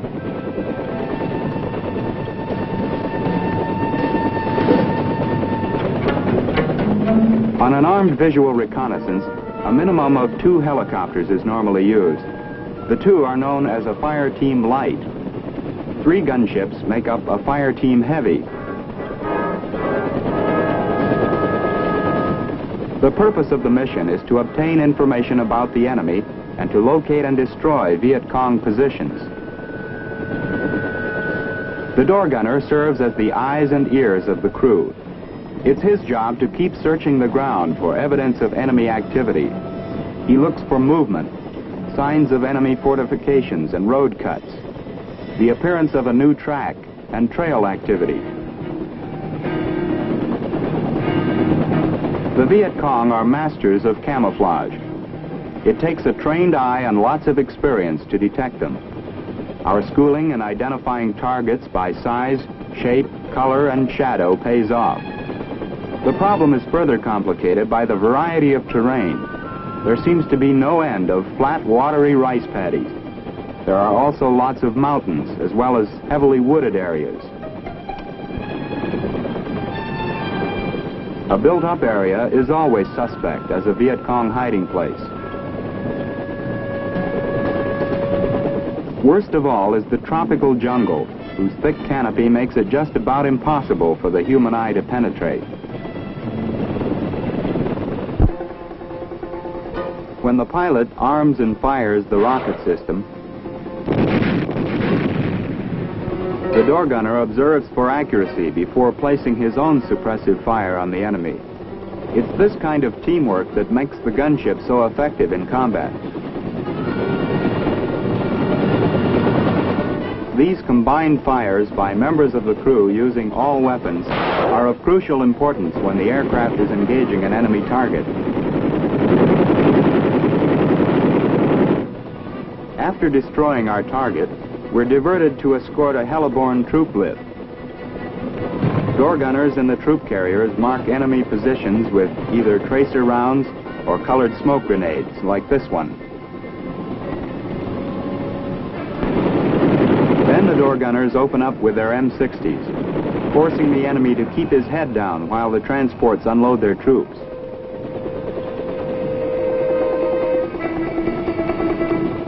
The same procedure is used when the men load on again. This continuous fire protects the aircraft as well as the troops. The choppers are most vulnerable to enemy fire in this phase of the action. Now I really understood why they bore down so hard in training about conserving ammo. It was to make sure we had enough to keep up suppressive fire, going into and out of an assault landing. We got the same hairy situation when we dropped in to pick up wounded soldiers. It's typical of the Viet Cong mentality that they make a special effort to get us when we land on a medevac mission. In those tense moments when we're loading casualties aboard the chopper, we're perfect sitting ducks. So you can believe it when I tell you we don't waste any time, and we don't stand on ceremony about pitching in to help.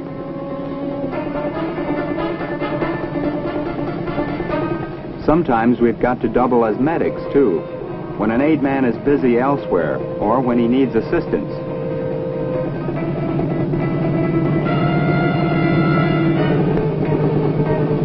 Despite the danger, this is one of our most rewarding jobs. The fact that we can fly out a wounded man to a field hospital in a few hours, sometimes even minutes, has saved a lot of American lives. Vietnamese, too. We're also Johnny on the spot when it comes to hauling critical supplies. We'll be back for these empty water cans when they're refilled. We also haul rations, ammo, fuel, radio parts, you name it.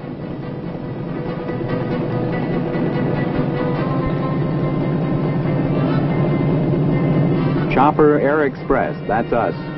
We deliver the goods anywhere, anytime. One of the less agreeable jobs we sometimes had was to evacuate Vietnamese from their villages. This happened when we suspected that the village was a Viet Cong stronghold.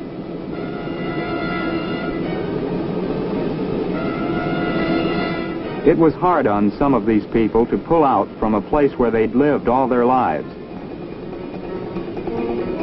The fact was, though, that the natives who often looked the most pathetic were the very ones who were giving aid and comfort to the enemy. We could take no chances, so out they went. Another mission we had was to give overhead cover to convoys moving through territory where the Viet Cong was known to be strong. We screened the convoys' flanks, front and rear, giving towns a going over as well as open country. You can never tell when a sniper will open up from what is supposed to be a friendly village. We're always on call to give fire support where needed. A Vietnamese outpost reported an enemy attack. We went in to see what we could do, only to find that artillery had already silenced the Viet Cong. Homeward bound, we passed a CH-47 out on a mission. These big, rugged aircraft are primarily troop transport and cargo carriers, but they too carry door gunners as full-fledged members of the flight crew.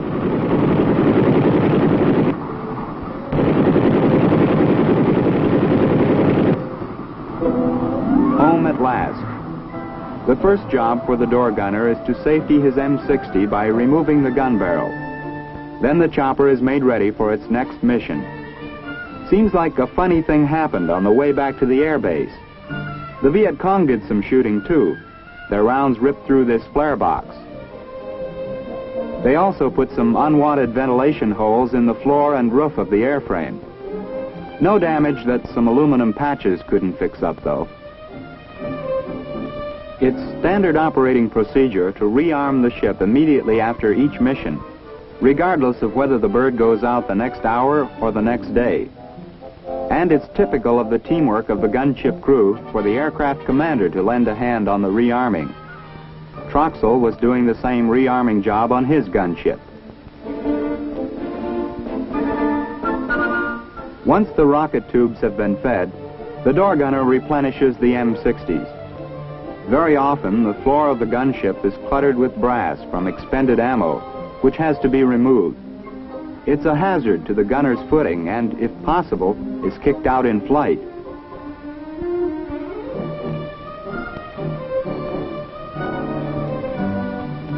There's more housekeeping to be done.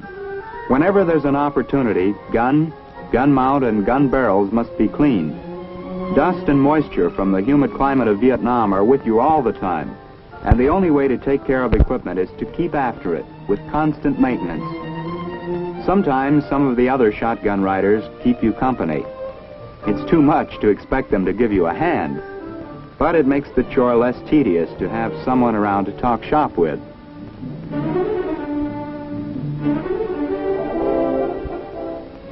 There are times, not often, but they do happen, when there's a chance to relax. Sometimes we catch up on our letters home, or we dip into the local civilian life, such as it is. Taking one of the cycle cabs into town is certainly a tamer ride than flying shotgun on a chopper. In town, you're a target for sales pitches from all kinds of sidewalk merchants. They sell everything from fish to, well, pups.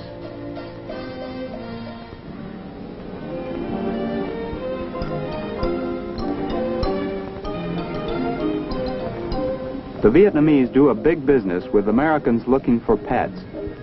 Bargaining with the local merchants is part of the game. You're a square if you don't haggle. The door gunner's workday has an open end. He's often called out at night for reconnaissance and fire support missions. The enemy likes to move and fight during the dark, so our night missions are a real nuisance to him. Besides, flying through a dark sky makes us difficult targets for counterfire.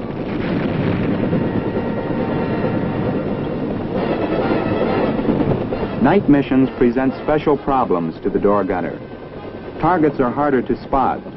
Also, there's a tendency to underestimate the correct range. It makes it a long, long day, but you don't mind. The more you go out, the more you realize how important a door gunner's job is in this new kind of air war, and how much you're helping the guys on the ground.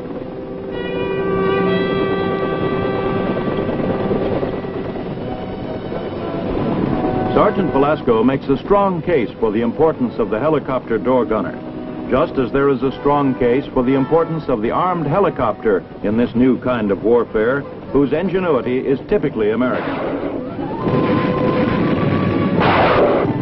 Its effectiveness has been proved on and over many a Vietnam battlefield, an effectiveness due in great part to the close-knit team in which the door gunner plays a vital role.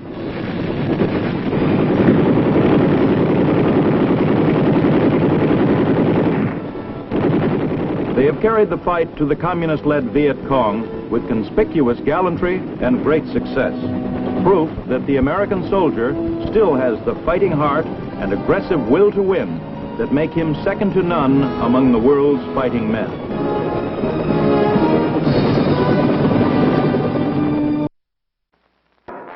Okay, move out.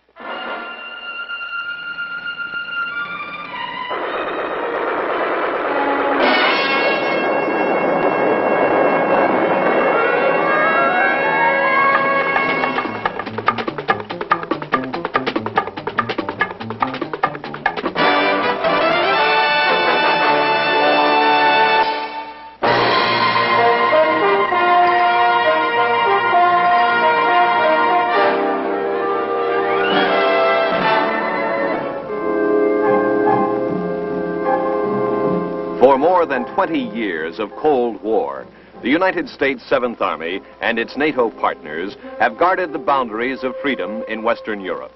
This mission has called for a lot more than just routine guard duty.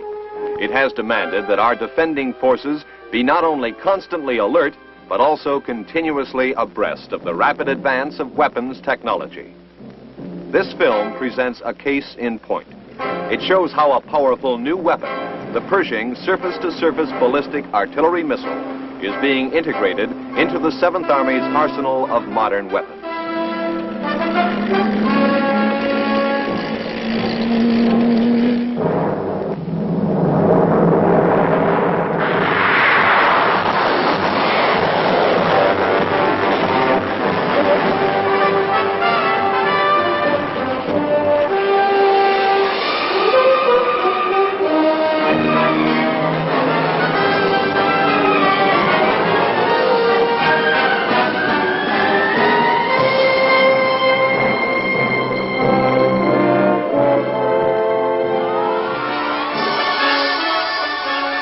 In 1966, the Weapons System Evaluation Group of the Joint Chiefs of Staff placed a requirement upon the Army to evaluate the Pershing missile system for a specialized employment role designated Quick Reaction Alert Mission.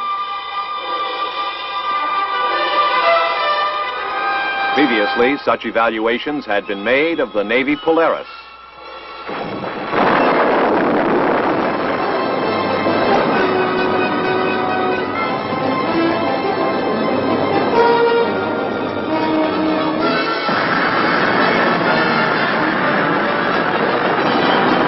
The Air Force Minuteman, the Air Force Atlas,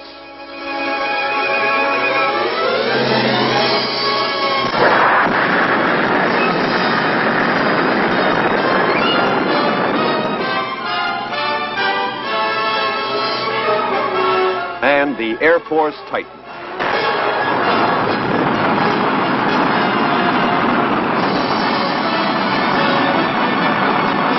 Evaluations are designed to determine how well a weapon system as a whole can perform a specialized employment mission. Can another system do the job better? Just how effective is the total composite of men, methods, and materiel? At Vaihingen, West Germany, personnel of the 7th Army Pershing Operational Test Unit initiate the evaluation program. Here, plans are made for execution of the entire program, which was divided into 2 phases. First, demonstration and shakedown operations, DESO for short, and second, operational test firings. Such matters are decided as the specific rounds to be fired. Artillery units to conduct the tests are chosen. Logistical support plans are made, and time schedules worked out. In short, everything is planned for meeting program objectives.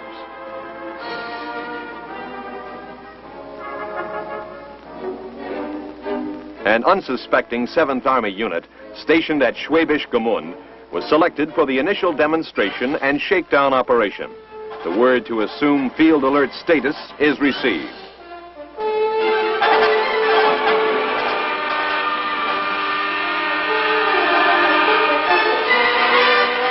The selected battery is aware that now every minute counts. Under the watchful eyes of the battery commander and staff officers of the battalion, field alert status must be attained in minimum time.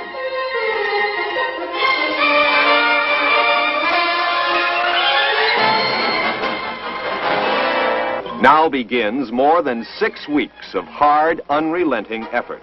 No one is allowed to forget the time element. Everything must be readied for a formal verification of field alert status by the evaluators. The program calls for more than just a test of equipment.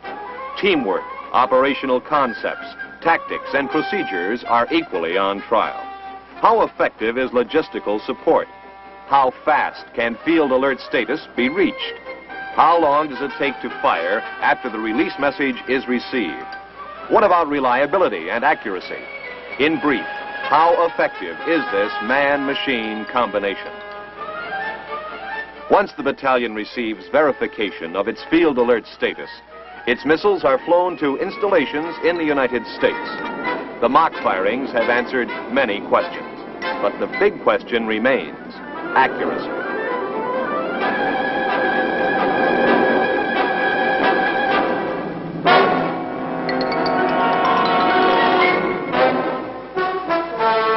To Fort Sill, Oklahoma, went the missile body sections. Here, these sections were to be fitted with instrumentation by the Army Missile Command's Pershing Project Manager's office team. In this building, on-board instrumentation was installed to make possible the collection of flight performance data for further technical evaluation of the Pershing system.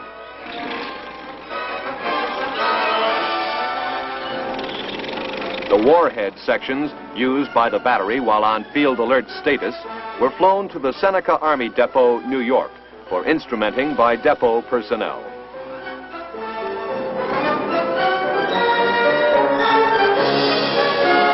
The instrumentation installed here will make possible the collection of warhead performance data without actually exploding a warhead.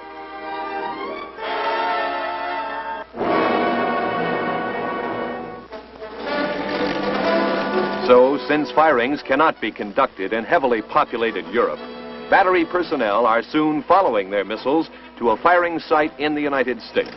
In this case, Gilson Butte, Utah.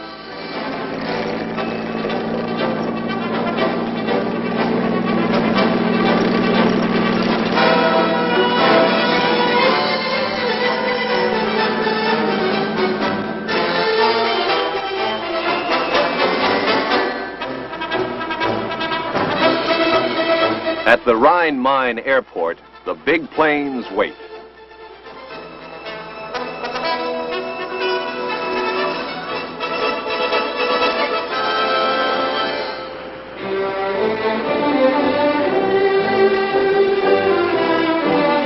The distant Utah firing site is only hours away.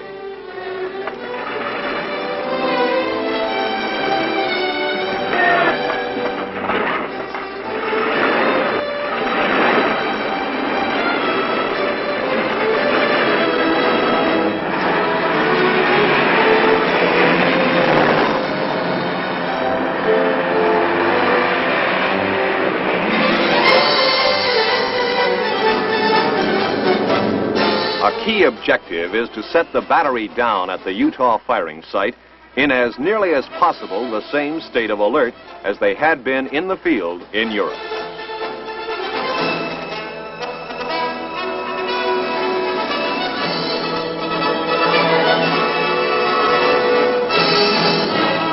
To help assure this, all equipment had been inspected and inventoried before shipment from West Germany. The intercontinental airlift affords an excellent opportunity to test the system's transportability and to train handling personnel.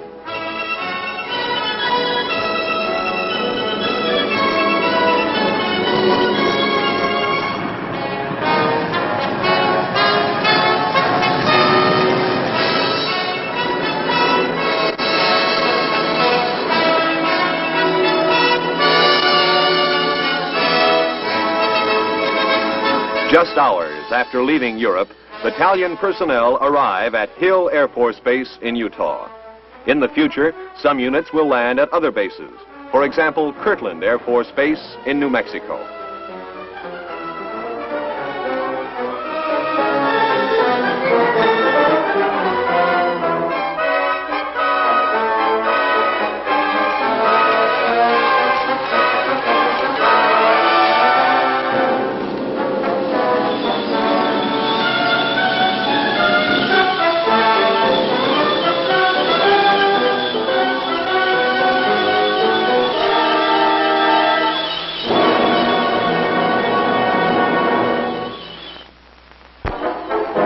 Only that Pershing equipment essential for test purposes was brought along.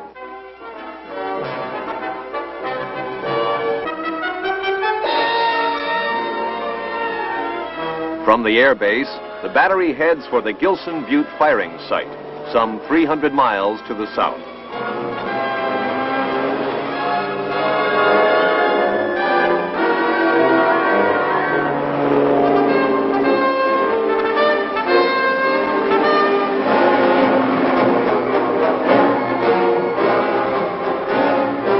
Here, still another convoy approaches Gilson Butte.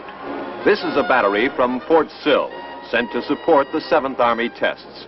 They bring with them the body sections of the missiles, which had been flown from Europe and instrumented at Fort Sill.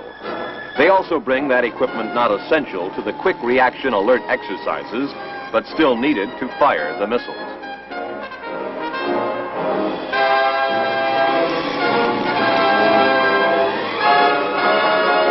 The warhead sections for this particular test were shipped by rail from the Army's Seneca Depot.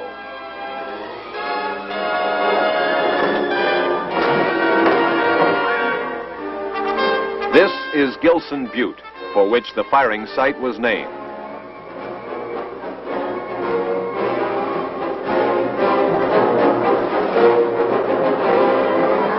The men, materiel, and missiles are arriving.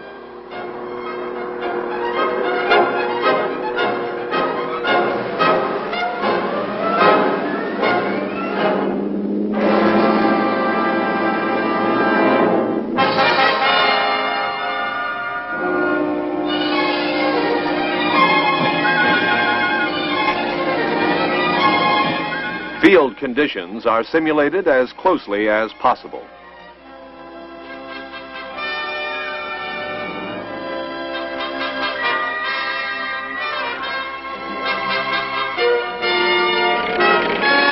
Everything is done at a fast pace, but there are few complaints. These men are justifiably proud to be entrusted with this new weapon, Pershing, the Army's biggest single punch. Now the firing battery prepares to assume field alert status. This time the firing operation is called DESO, meaning Demonstration and Shakedown Operation. The DESO series of firings are to precede the full-fledged operational tests. Not only firing unit, but also artillery and missile range support operations and equipment must be checked out.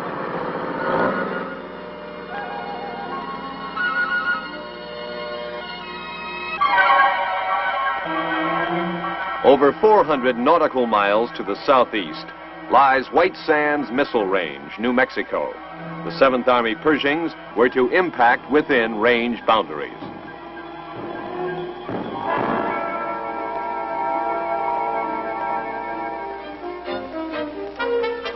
Range support is provided through the Army Missile Test and Evaluation Directorate's Pershing project, White Sands Missile Range. The missile range's vast resources include a richly experienced staff of scientists, engineers, and technicians. Also, the range's extensive specialized facilities are available for support of the 7th Army Pershing tests. At Gilson Butte, the troops stay constantly on the alert. Without warning, the release message to fire may come at any time. Everything must be kept in readiness to begin the final countdown.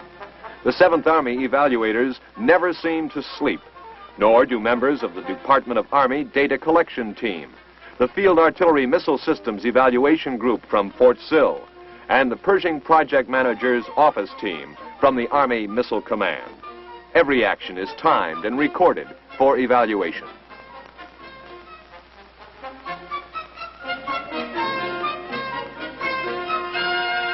Economy demands that data for as many purposes as possible be collected during the missile's flight. However, all observers are careful not to interfere with operations, the idea being to keep conditions as tactical as possible.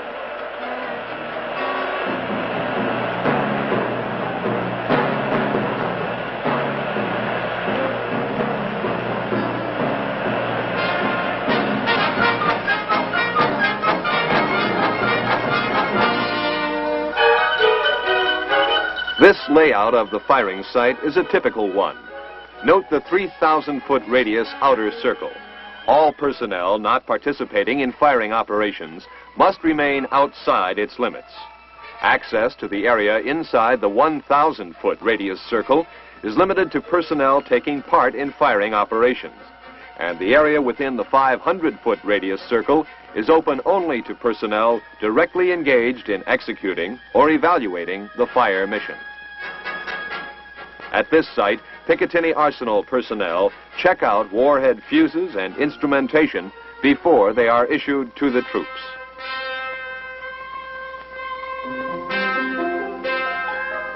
At these points are vans housing a missile tracking system known as ELSI, standing for Electronic Sky Screen Equipment. This system receives telemetry signals from the missile and, by means of phase comparison, instantly displays the position of the missile, a prime source of data for use of the flight safety officer during the first portion of powered flight. Here is the control center for firing operations.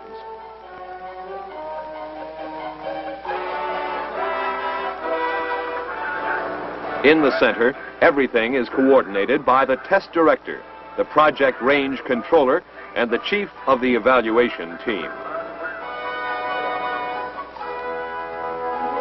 At this site is the Mobile Instrumentation Support System.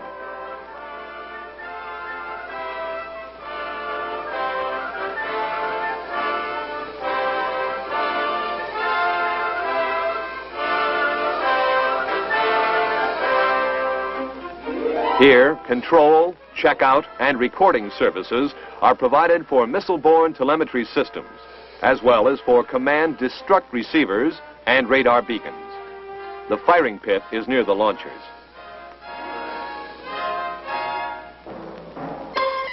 The operational plan is to fire 3 of 4 missiles located at points called Alpha, Bravo, Charlie,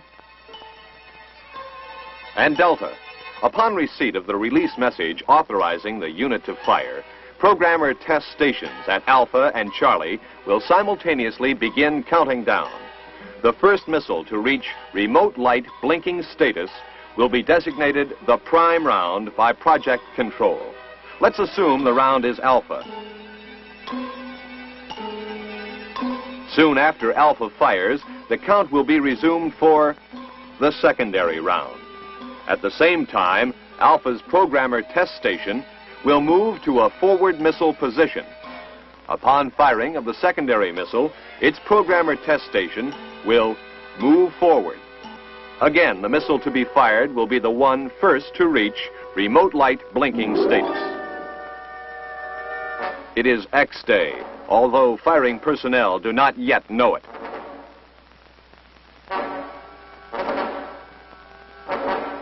Radars at strategic points along the missile's flight path are ready to record trajectory data for post-flight analysis. Radar also provides a continuous plot of the flying missile's position for flight safety use. Here, flight safety personnel check out a plotter which will continuously predict the point of impact should the missile-borne destruct charge be detonated at any given instant. Should the missile's course become erratic, a radio signal will explode the destruct charge at the proper time to assure impact in a safe area. Extremely powerful optical trackers are prepared to photograph the flight to obtain position as well as attitude and event data. Such data is invaluable for analyzing any missile malfunction that might occur. A number of telemetry stations are set to receive multiple channels of information on various on-board functions. This data is used for both flight safety purposes and post-flight analysis. The DESO release message, meaning authorization to fire, is received at Battery Control Center. Word is passed to the firing unit to start the countdown. Many miles away, recovery teams stand by to retrieve missile debris and on-board instruments. Thus, classified items are safeguarded, and missile remains are made available for post-flight engineering analysis. Geodetic surveyors also wait to fix the exact point of warhead impact. On my command mark, time will be running at T-minus 10 minutes. Mark.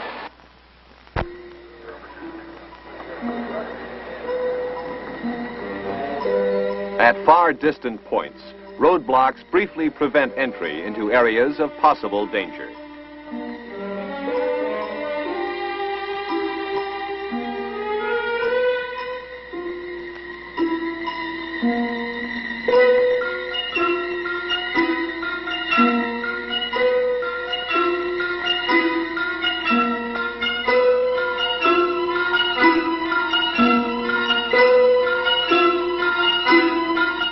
White Sands meteorologists continuously evaluate wind measurements.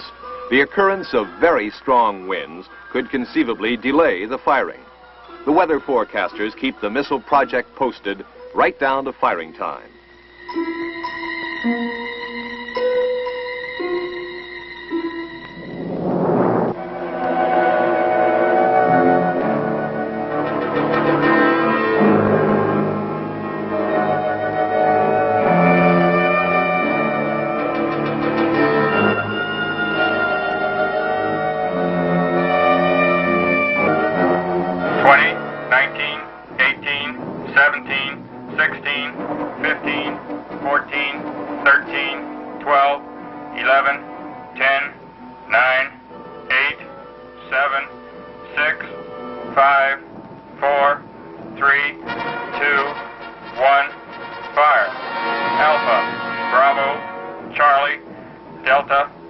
Echo, Foxtrot, Golf. Missile away.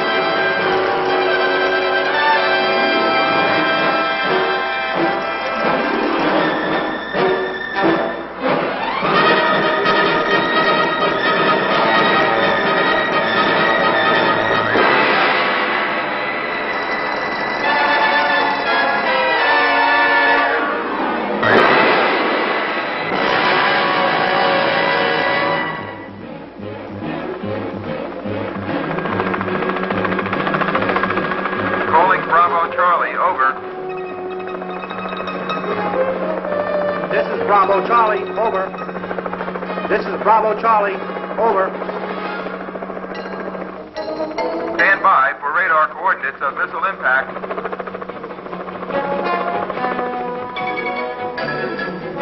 Ground recovery teams have also received the word and head for the impact site.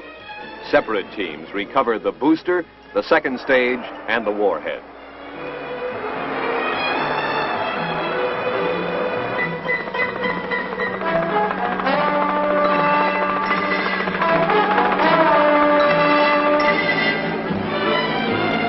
Critical data records acquired during flight are flown to White Sands Missile Range.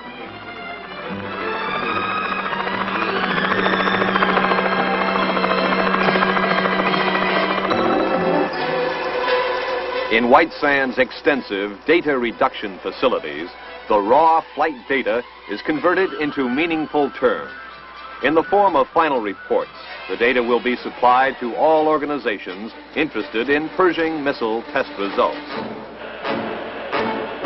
In the months that followed, the 7th Army program continued, and the efficiency of operations steadily grew.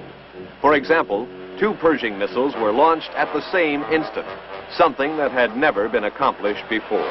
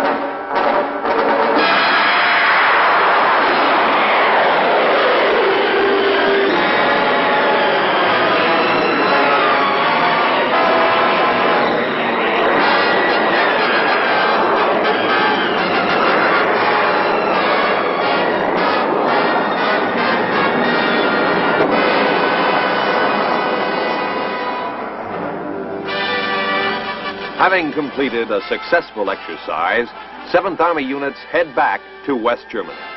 the test program clearly demonstrated that overall operational plans are sound. Daily, personnel gain valuable new experience and proficiency.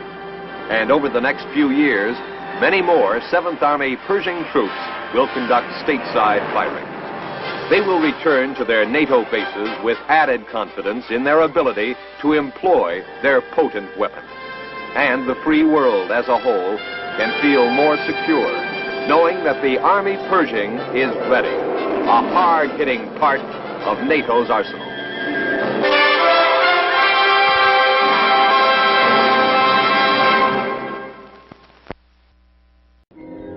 Combat today is more complex, more swift in its movement than ever before in military history.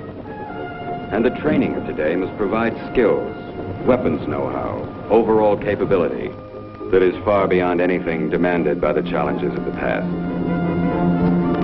Then, too, the global military commitments of the United States Army in the 1960s make necessary an establishment the size and power and versatility of which the world has never seen.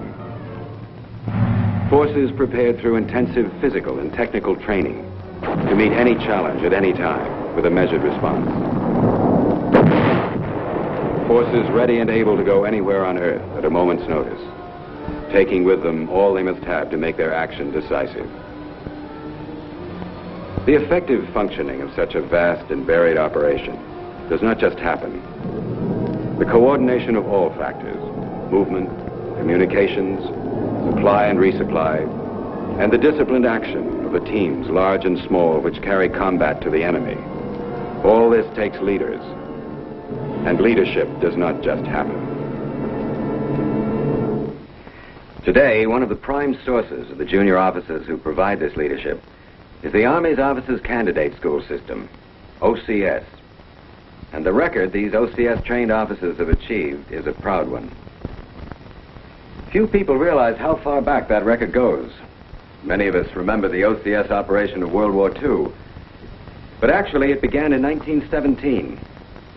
The first class graduated in August of that year, and 2 of its members went on to wear the 4 stars of a full general, Walter Bedell Smith and John E. Hull. When the OCS concept went into action again in 1941, it was in response to a desperate need for leaders in a world conflict much vaster in scope than World War I. And it met that need. OCS turned out 500,000 officers during World War II. Today, this emblem still stands for a source of dedicated, professionally skillful junior leaders. And the magnificent they're doing around the world speaks for itself. Just how they're trained for that global job is the subject of today's Big Picture. Okay, move out.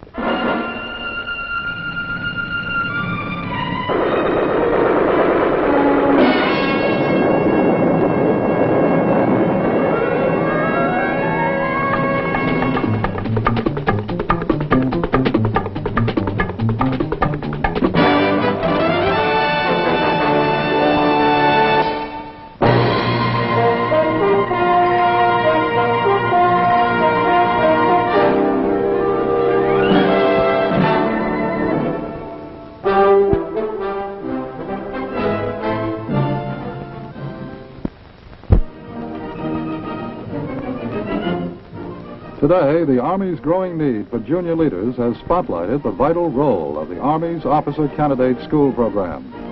3 Army service schools are now conducting officer candidate courses for various branches of the service. The Infantry Officer Candidate School at Fort Benning trains candidates in the professional skills required of a second lieutenant in the infantry. In addition, this school commissions officers in branches which do not have an OCS program, such as military police, intelligence, chemical, finance, and adjutant general. In the 2 other officer candidate schools, students are trained in the basic combat skills and in specialized subjects as well. The Artillery and Missile OCS at Fort Sill teaches candidates how to use every type of Army artillery from howitzers to free rockets and ground-to-ground missiles. At the Engineer OCS at Fort Belvoir, candidates learn the specialized subjects pertaining to that branch: building bridges, roads, combat construction, demolitions, laying and breaching minefields. From these three schools, young officers are also provided for further training in other military specialties: quartermaster, ordnance, signal, transportation, armor.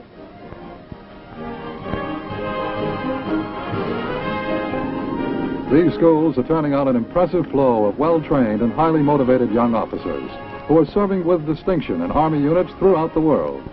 To illustrate some of the great variety of courses which make up the 6-month curriculum, and to show how leadership potential is developed, we will follow a young candidate through one of the officer candidate schools. In this example, Infantry OCS at Fort Benning. The high training standards maintained at Fort Benning are typical of those at all officer candidate schools.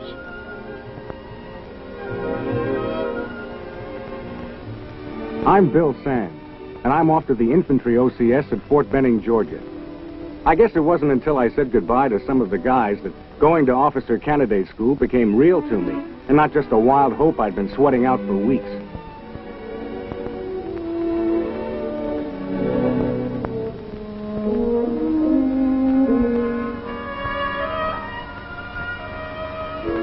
I got a real charge when I passed through the Fort Benning gate.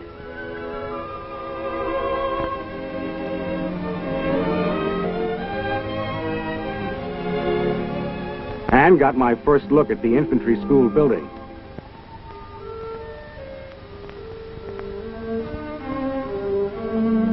That giant statue of the infantryman really hit you.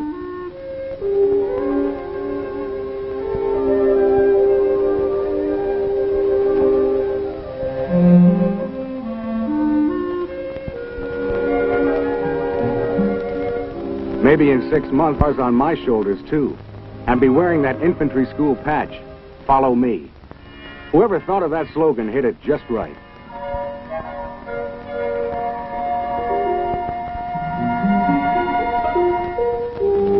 Follow me. It was all I could do to keep up with the rush of things that first week. It all started with a hearty, warm welcome by the tactical officer for the platoon.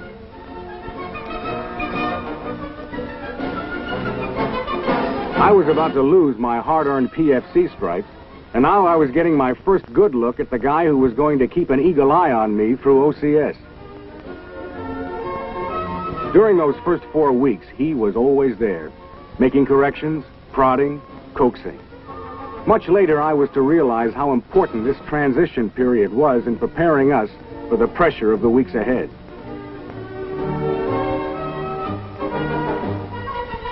We must have drawn our weight or double in equipment and manuals. That's my roommate, Candidate Williams. We wondered how we could ever sort out all this stuff and put everything in its proper place.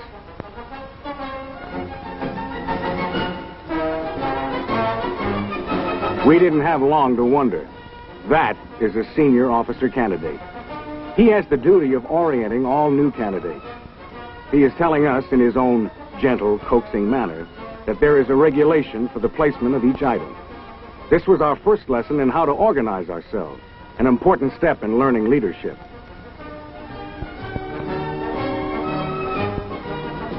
You learn how to do in minutes what used to take you hours, for time is precious.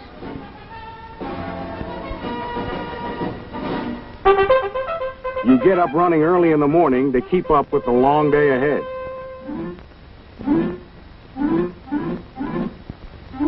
And you stay running as part of your daily physical training. You feel you're getting close to perpetual motion. Every step is carefully regimented, even when you stop. In the chow line, each candidate stands approximately 40 inches from the man in front of it.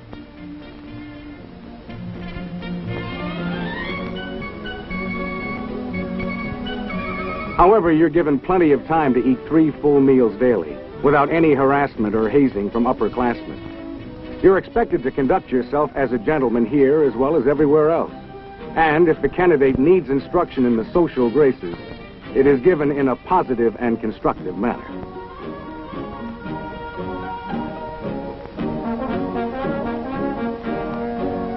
The first 4 weeks of the course were tough, but with the 5th week, they really began to pour it on.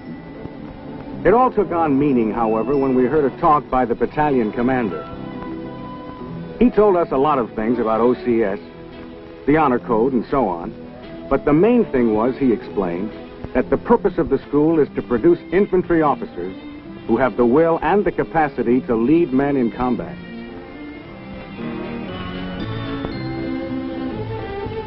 That the seemingly endless details are to teach prospective officers to remember the little things that may make a vital difference on the battlefield. That the endless pressure is to harden men to stand up to the much more critical pressure of combat, when men's lives are at stake, and success in battle depends on an officer's steadiness of mind under fire. It all adds up to one word that becomes a part of your brain and your gut. It's leadership. Leadership, leadership, emphasized unceasingly. The battalion commander gave us the inspiration, all right. But what would make it pay off was perspiration. The tools of an infantry officer's trade are weapons and tactics, and we went to work to learn them. Qualifying with the rifle, firing on a trained fire range at pop-up targets.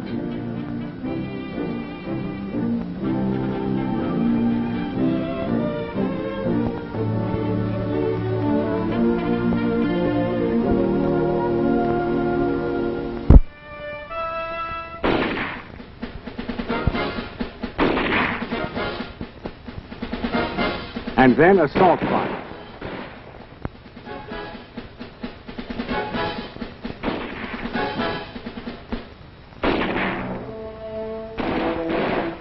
The M60 machine gun.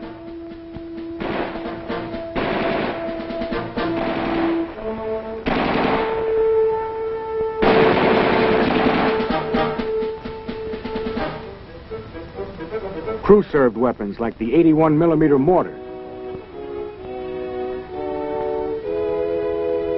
The 90mm recoilless rifle.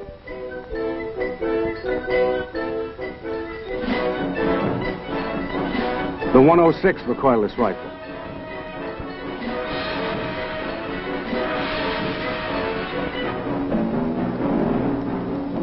We learned the trick of firing tracer rounds for spotting stationary and moving targets before letting go the money punch.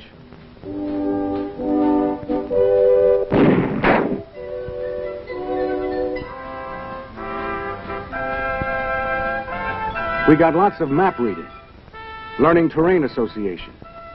In this problem, you find your place on the map from the contour lines in the blow-up on the terrain board. Many hours of communications instruction. Everything from how to prepare a military message to proper radio telephone procedure.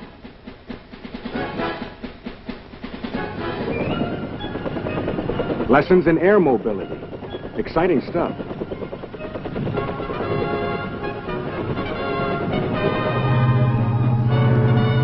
Instruction in ground mobility, ranging from the tactical use of infantry vehicles like these armored personnel carriers to their maintenance and care.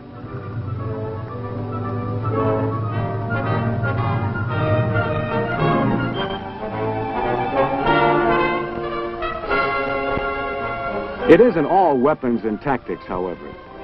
We get big or little doses of almost everything else. Preventive maintenance. Military history, company supply procedures, Army organization, Cold War operations, you name it. Plus quizzes and exams all the way through. The primary emphasis, however, is on leadership training. The platoon TAC officer is the one who really keeps the leadership heat on. And he's never tougher, more watchful, or more critical than when you take over a command position.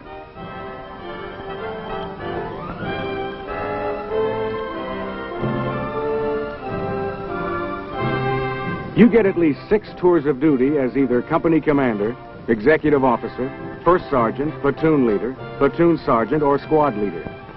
You don't get too swelled up over these command insignia you're wearing.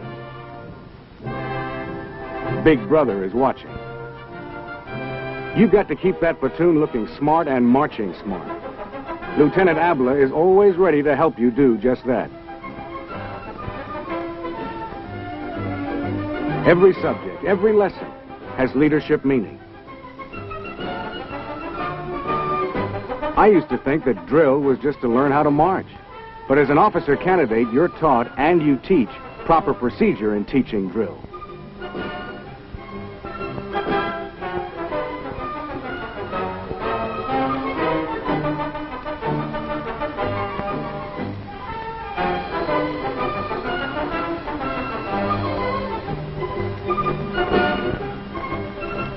You learn how to give orders and how to get the job done. The way you do it adds up to your leadership rating.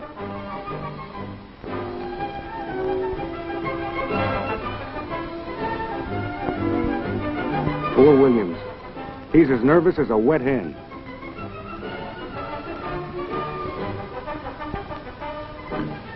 Uh-oh.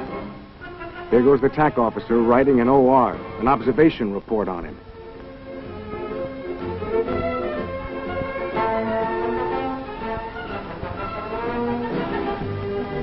You get to know what those ORs mean when you report to the TAC officer for a counseling session. These are held at least once a week. You find after a while that the TAC officer is tough but fair. He'll do everything he can to help you in academic or leadership subjects. But it's you who've got to cut the mustard. You learn that you must know how to accept discipline before you can require it from others. The demerit system is used to help maintain the high standards of OCS. Too many demerits result in loss of privileges.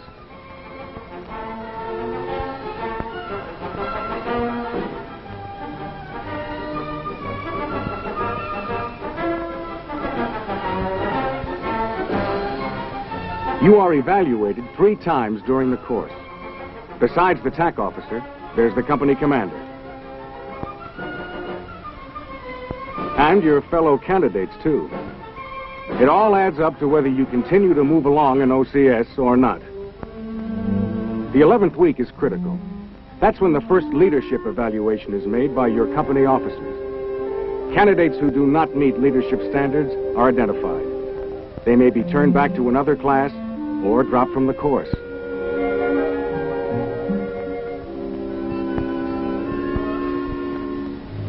Williams was one of the doubtful ones.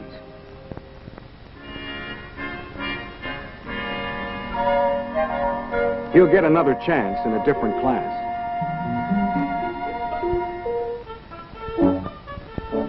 Now they begin to pour on the tactics real heavy. Lessons in terrain analysis.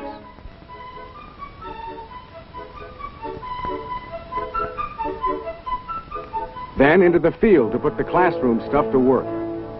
You learn how to use the rifle squad and the weapons squad, both defensively and on the offense.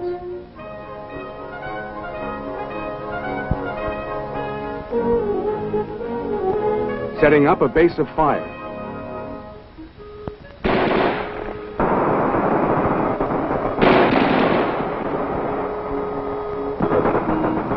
Using fire and maneuver to knock out an enemy stronghold.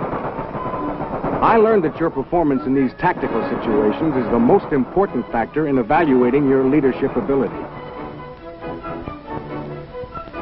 We moved up to study platoon tactics, with me running this problem. Enemy position ahead.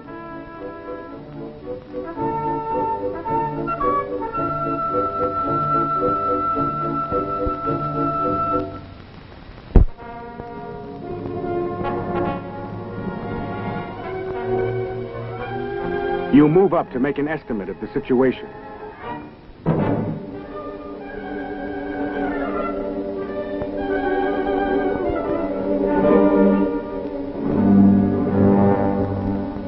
You have to consider enemy strength, weapons, fortifications, and many other factors. You have to think fast and right. Thank God for training.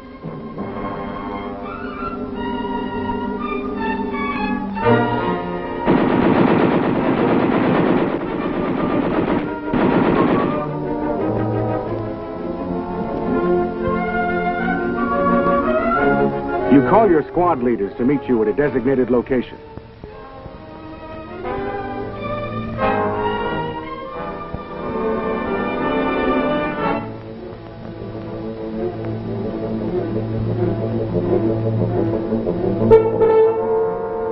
When you've assembled your squad leaders, you issue your attack order.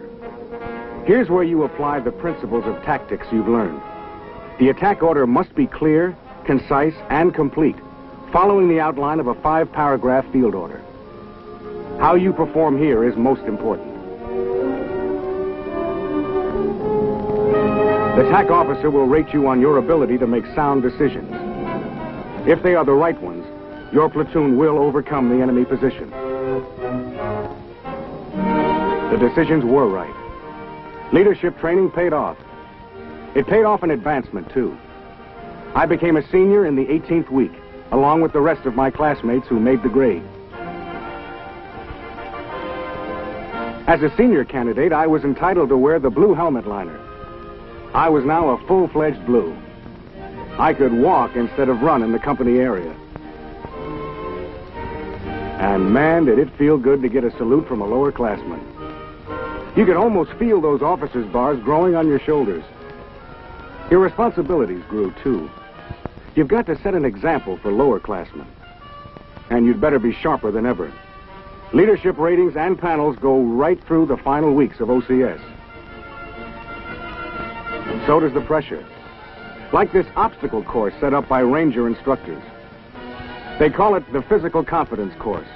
And you're entitled to the feeling, since you have to go through the course twice. We knew we were on the home stretch when we began a series of problems in infantry company tactics. A mechanized rifle company attack in armored personnel carriers. Backed up by tanks and supporting arms in a combined operation. Teamwork, blasting away to neutralize enemy fire.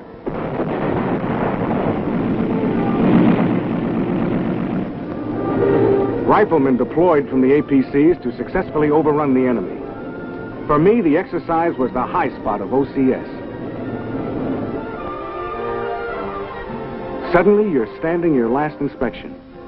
It's the 23rd week. You're almost there.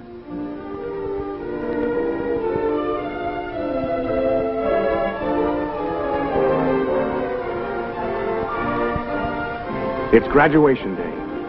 The main event takes place in the beautiful George C. Marshall Auditorium in the school building. Speeches by distinguished guests.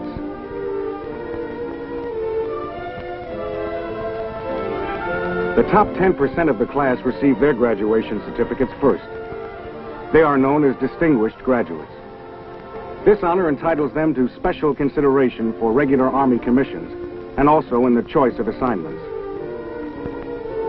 The man who is #1 in his class, the honor graduate, receives his award. He sure had to work for it.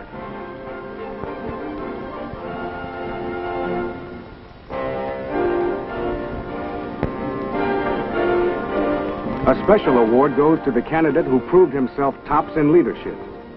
You know that man is going places.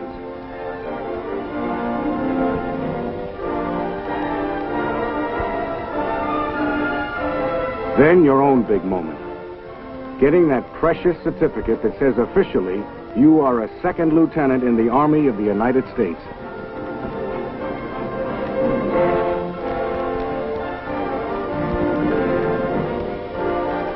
And the swearing in. You try to play it cool, but you know it's the biggest you've ever had. It marks the successful end of the toughest but most rewarding 6 months of your life.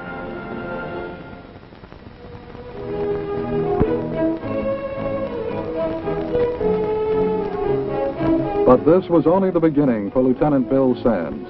The beginning of an experience which will provide him with unlimited challenges and opportunities as an officer in the United States Army. He has shown that he has what it takes to graduate from an Army officer candidate school. He has good reason for looking forward to the future with anticipation and confidence as a leader of men.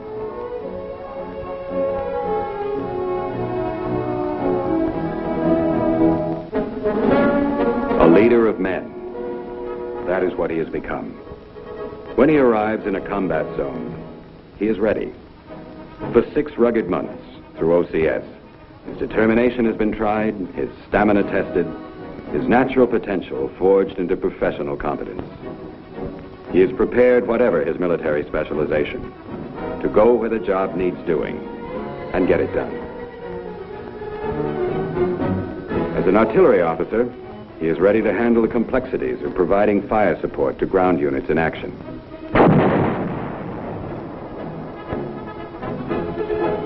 Armor OCS will have prepared him to take his part in wielding the tough and mobile firepower which is now his specialty.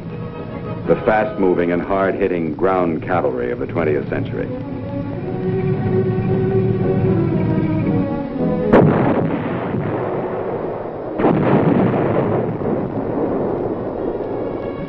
As an engineer OCS graduate, he may be involved in construction projects which are truly massive in scope and essential to the success of combat forces in the field. He may share in the building of a working harbor, from ranks of high-capacity piers to the complex of administration buildings, barracks, houses, and the rest, without which the great harbor could not function. A harbor whose capacity and monthly tonnage traffic equals that of many commercial harbors of the world.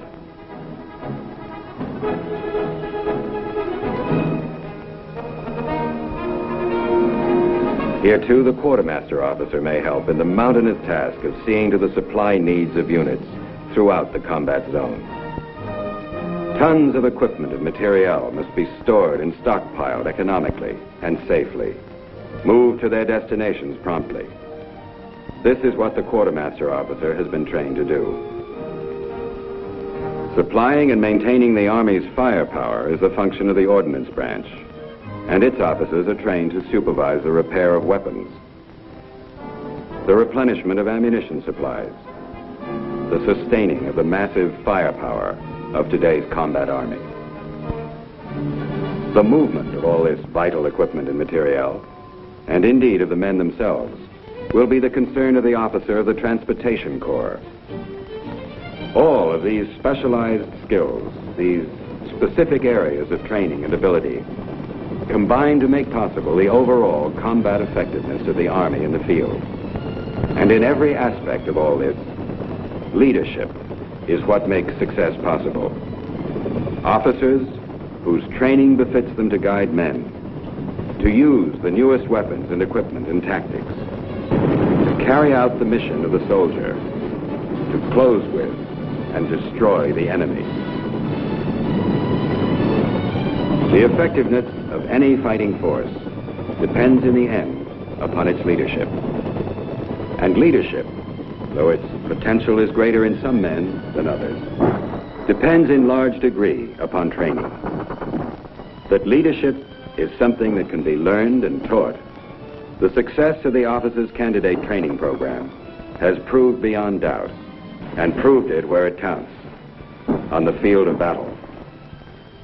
The junior officer of today's Army, when he completes the 6 months of rigorous physical and mental and technical training that is OCS, has earned his position as an officer by his sweat and his demonstrated skill and professional competence. And he has earned as well the thanks and respect of the nation, in whose defense he is ready to use that skill and competence.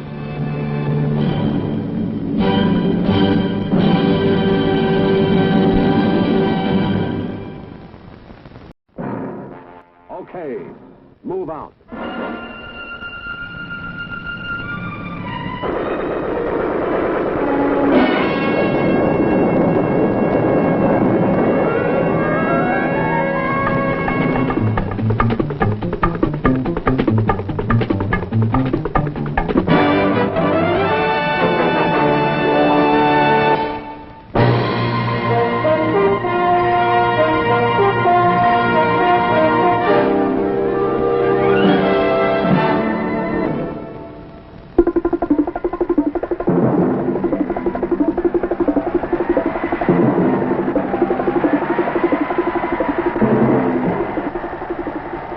right, men. Keep an eye on them now. We don't want them getting in our way. Hey, this is Bob, ready with your National Guard Hope. And I want to tell you that the story of today's Army and Air National Guard is something all Americans can be proud of.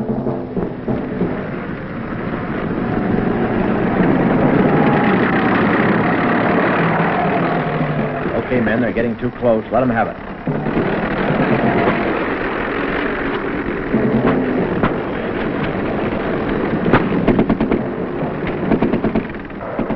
Look at them run. Get in our way, will they?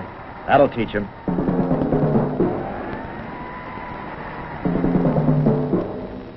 Is the coast clear? All right.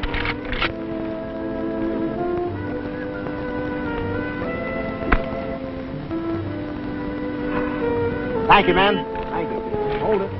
Hold it, men. Hold it.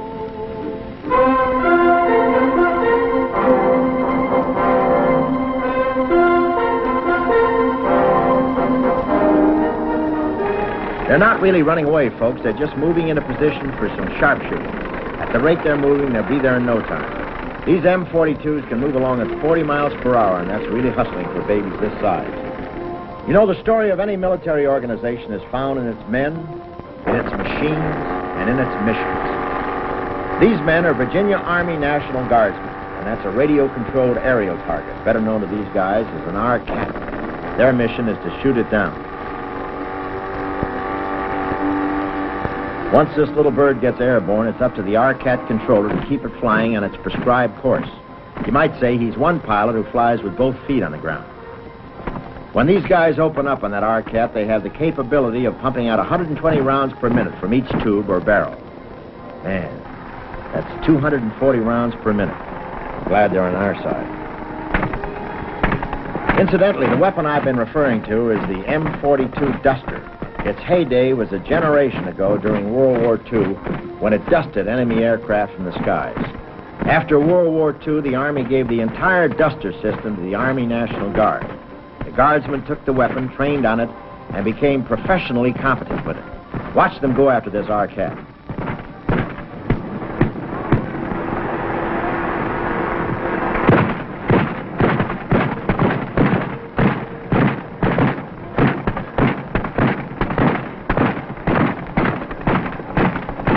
What I mean? That's what I call coming in for a soft landing. Makes things a little softer in our pocketbooks, too.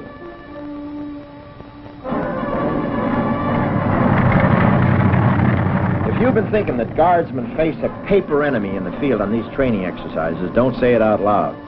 The Guard uses its own aggressors right from its own ranks to oppose the good guys on field exercises like this one at Camp Grayling, Michigan. Coordination is a key factor in any exercise. These Guardsmen are checking the lay of the terrain prior to the exercise. Battle planning strategy is just as important to the bad guys as it is to the heroes. These men are jumping off on an attack which will test the reaction and effectiveness of elements of the 107th Armored Cavalry Regiment of the Ohio Army National Guard. The guerrillas have plenty going for them, as you can see. These scenes are typical of the realistic combat conditions Guardsmen undergo at training sites throughout the United States as well as overseas.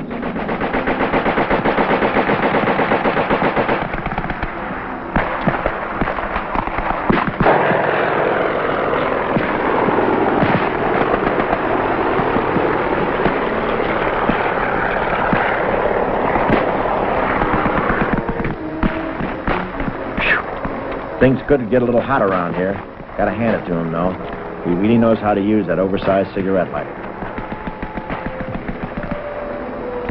I don't know about you, but as for me, I'm not too sure, but I'd just as soon be on the aggressor's side in this battle. I'm just kidding. It's mighty comforting to know the bad guys are really good guys in this case. They're all part of the National Guard team. It's red, white, and blue as Old Glory herself. Now, if heavier reinforcements were needed, the Guard has them too. This honest John rocket can deliver a mighty punch if needed. Manning these powerful rockets takes a lot of training, believe me. But these Guardsmen are well-trained and well-prepared. The Army National Guard is composed of many different type units, including airborne and special forces. Organizations that demand the best in courage and stamina. These West Virginia Army Guardsmen are preparing to board a West Virginia Air Guard plane for a challenging night operation. Because of the nature of their military responsibilities, National Guardsmen don't accept the words professionalism and readiness as mere slogans. That guy reminds me of Crosby trying to get to the bank with all his loot. There's no room for the timid in an outfit like this. No, sir. And the important thing to remember is that Guardsmen have accepted their responsibilities readily. They're all volunteers. Men who have stood up, ready to be counted if their country needs them. By their oath, they're pledged, irrevocably, to safeguard the nation and its institutions against all enemies, foreign and domestic. Any Guardsman who is worthy of the name accepts this as a fact of service. Guardsmen are citizen soldiers, and their purpose is the American purpose. For more than 300 years now, theirs has been an unbroken record of duty accomplished, of lives saved, of property secured, and of order in the face of potential chaos. Because of the close ties of the Army and the Air National Guard, they are working together continuously. These Rhode Island Army Guardsmen, for example, are practicing an infiltration operation with the help of their Rhode Island Air Guard buddies. The Air Guard has 4 of these Air Commando units, 2 of which are equipped with this HU-16 amphibian aircraft. In situations where commando units require either a land or sea rendezvous or both, this sturdy flying boat can maneuver about and land almost anywhere with ease. Guardsmen are trained to operate under all climatic conditions over all types of terrain. Because the Guard is dispersed in communities throughout the United States, you'll find that many men already are skilled in many of their military assignments before they ever raise their hand to take the oath as a member of the Guard. And that saves dollars for the taxpayers.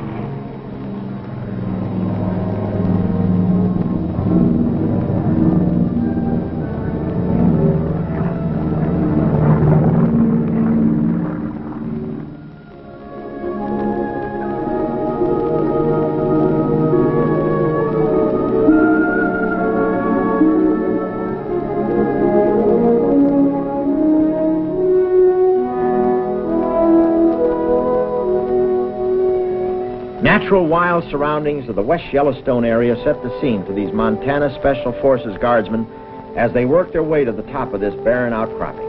Ordinarily, this cliff would be considered a dangerous obstacle, but danger is just another word to these guys.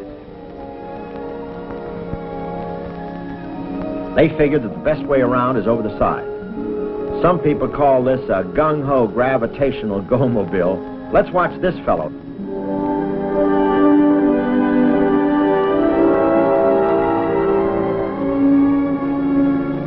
Well, now that wasn't bad. However, if you'd rather take the express route, man, that's what I'd call moving.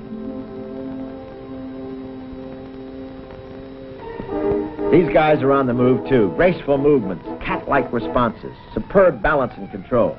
That's what it takes for a ballet like this. Yet those are the talents of these Montanans that contribute to their capabilities as guardsmen. They're a proud bunch, and they've got a right to be. Now, it's pretty nice to get paid for this type of thing, but it's training with a purpose.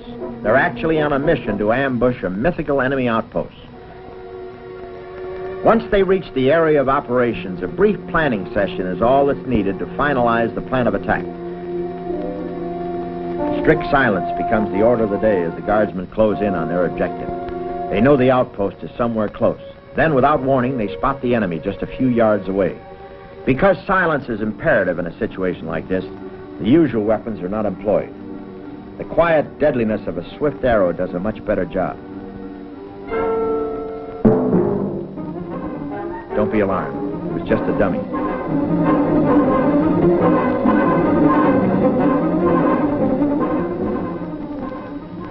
From the deep snows of Montana to the tropical beauty of Hawaii. That gives you some idea of the Guard's scope of geographical operations. They reach into Alaska and Puerto Rico, too. These Hawaii Guardsmen are on a routine patrol in an exercise that will eventually bring aerial support from mainland Air Guard units.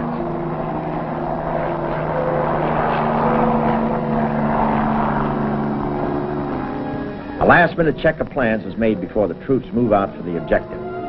You know, the Guard is composed of many veterans of World War II, of Korea, and even Vietnam. Their background and know-how provides a measurement of leadership that should serve as comfort to any parent whose son has joined the Guard. These veteran Guardsmen know the ropes. They've had battle experience. They've been leading men for years, and they know their business. They including the techniques of camouflage. See anything? Well, watch.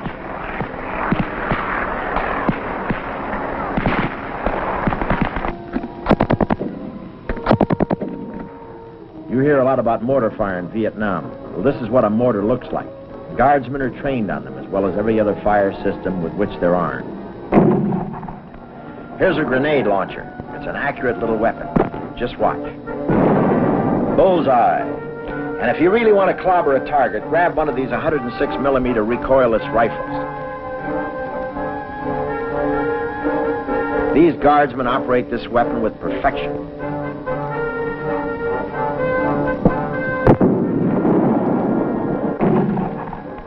Bullseye again. Really packs a wallop, doesn't it? If anyone thinks it's all sunshine and flowers in Hawaii, just look at this. This is the Air Guard's radar station atop Mount Koala. Nestled in virgin forest and frequently invaded by wild pigs, this outpost, 4,000 feet high, is shrouded in fog much of the time. That doesn't bother these Hawaiians, however. That radar sweeps through that fog and reaches miles in all directions of the Pacific in surveillance against a possible enemy attack. Nearby, other guardsmen receive and interpret the information collected by the radar atop of the mountain. Each guardsman is a specialist, and each knows his responsibility, like this fellow writing backwards on a transparent wall. If you want some fun, try that sometime. This man has located some Air Guard aerial tankers and jet fighters who are flying from the mainland. They're about 200 miles out, and the radar shows that they're about to rendezvous for the fighter refueling. Then they will continue to Hawaii, where they will take part in exercises with the active Army and with the Army Guard. The Air Guard has 5 air refueling units equipped with a KC-97 aircraft. With 4 reciprocating engines and 2 jet engines, these birds really get out of mood. These tankers from the Illinois, Ohio, and Wisconsin Air Guard provide the fuel for the jet fighters making the deployment. They're F-84s from the Ohio Air National Guard. Imagine meeting a couple of thousand miles over the ocean to gas up. It's a bit different from pulling into the corner service station.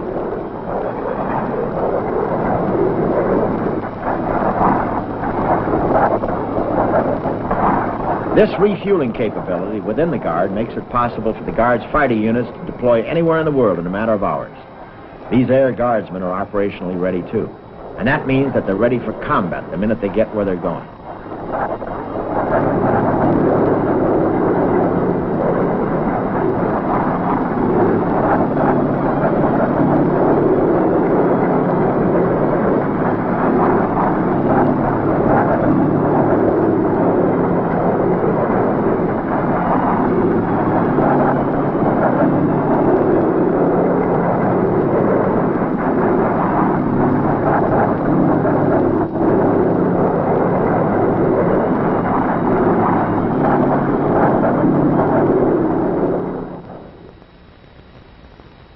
After landing at Hickam Air Force Base, the Guardsmen prepare to launch a mission to the island of Hawaii.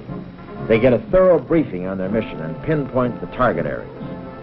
These are your citizen airmen. These air crews meet the same standards as the active Air Force air crews do. They do not ask, nor do they receive any credit for performing their roles as part-time airmen.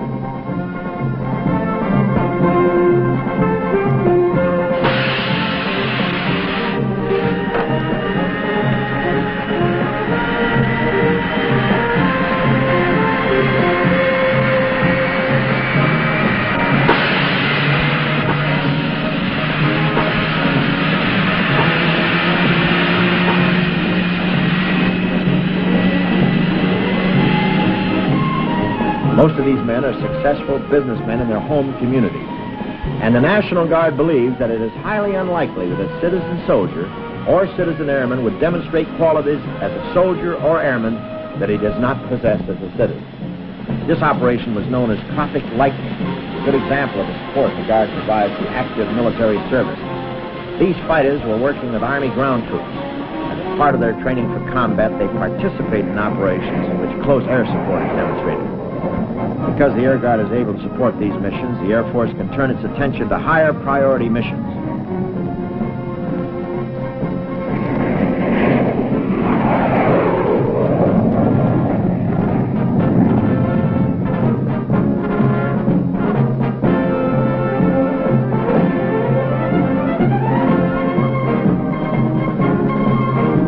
Trained for all combat tactics, these fighter pilots carry out airstrikes with speed and efficiency.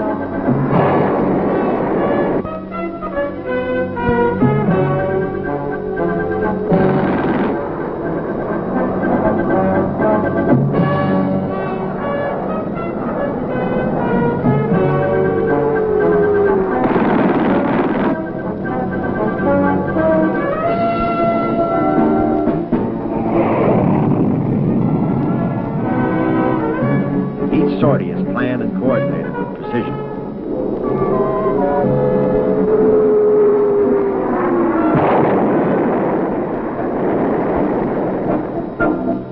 The Guard works closely with other services, too.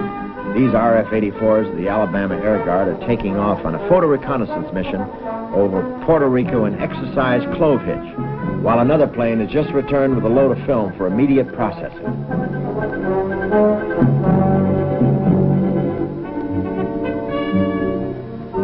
Clove Hitch was a massive operation in the Caribbean involving all the services.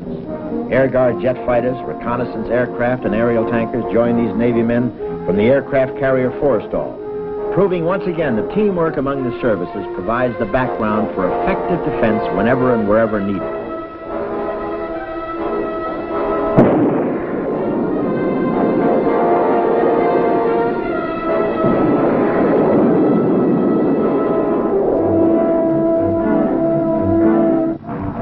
Marines were participants, too. They came ashore by sea and air. Here they are engaging in an air assault after being dispatched from ships at sea to reinforce infantry elements ashore.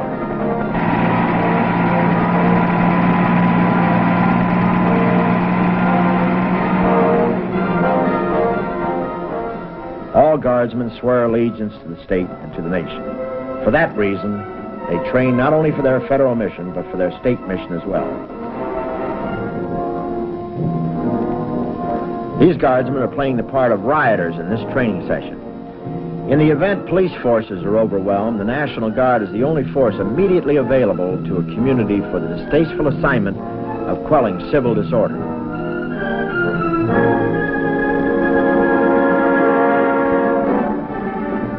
The Guard has had to face the real thing on many occasions lately. In most cases, folks have recognized the unpleasantness of the duty, and they've accepted the Guard as a force for the preservation of law and order. Whether you're young or old, however, facing a shouting mob or a lurking sniper calls for the highest degree of discipline. This is what the Guardsmen faced in Cicero, Illinois, when demonstrators marched.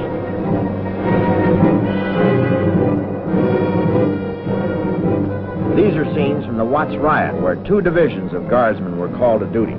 The usual fire damage and destruction followed us in each riot, while patrolling Guardsmen surveyed troubled streets searching for snipers. Watch closely now. This is a spectacular shot of a fireman just as he's hit by sniper fire. It's a dangerous, frightening duty, but Guardsmen face up to this responsibility as they face up to all others. Because of the increased intensity of violence in our cities, the Guard has accelerated its riot control training. This was Detroit, the highest level of damage and violence ever experienced in an American city. Fires and lots of ruined personal property, snipers, looting, and more destruction. The protection of personal property always has its problems, especially when the trouble spreads like quicksilver over an area plagued by hidden dangers. 2 Guardsmen were assigned to every fire truck to protect the firemen from sniper fire. They were mighty busy, on duty for long hours with little rest, as they helped the weary firefighters battle more than 800 fires. Whenever a flood, tornado, or other disaster strikes a community, the Guard is usually there. This flood brought out the Guard in Kansas, where the Guardsmen played an important role in rescuing the stranded and protecting property. Guardsmen were on the scene immediately, aiding those who suffered in the tragedy in whatever way they could. Ever wonder who fills those sandbags that line the shores of an angry river?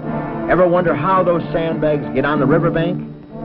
You're looking at the answer to both questions. Those bags weigh 40 to 50 pounds each. Every means is used to reach the stricken who need help. Trucks slowly search out victims. Guard helicopters do their share to assist in rescuing persons stranded in remote areas.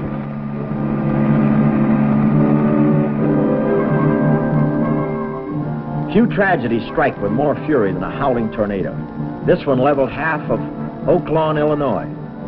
50 lives were lost during this freak of nature. Guardsmen were on the job immediately, searching debris, helping out the wounded, assisting firemen fighting fires, and restoring power and communications. This school was all but demolished.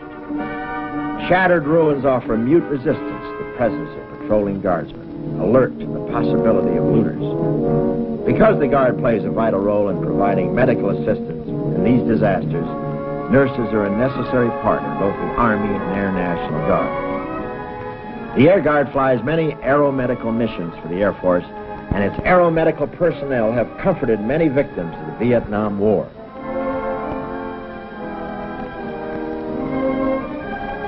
Assisted by the medics, these nurses fly missions around the world.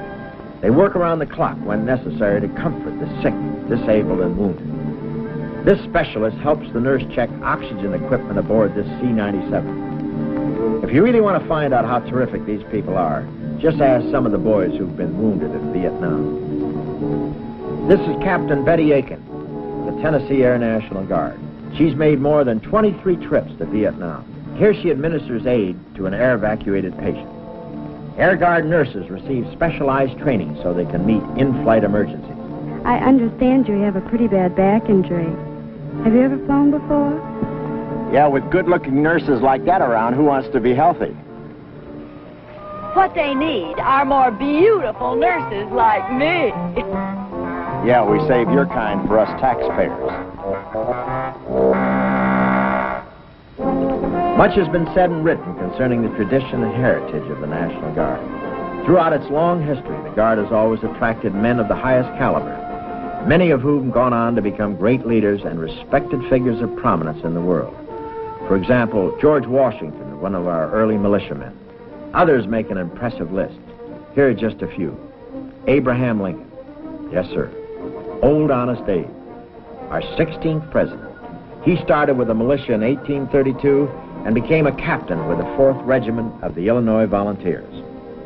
Harry S. Truman, our 33rd president, served as a World War I artillery officer commanding Battery D of the 135th Field Artillery, Missouri National Guard. Charles A. Lindbergh, hero of the aviation world, who won fame with the first solo flight over the Atlantic Ocean in 1927. Lindy's military career began in the 110th Observation Squadron, Missouri National Guard. He was granted leave to make his flight. General Earl G. Wheeler, the top military man in the United States as chairman of the Joint Chiefs of Staff, began his military service as a member of the District of Columbia Army National Guard.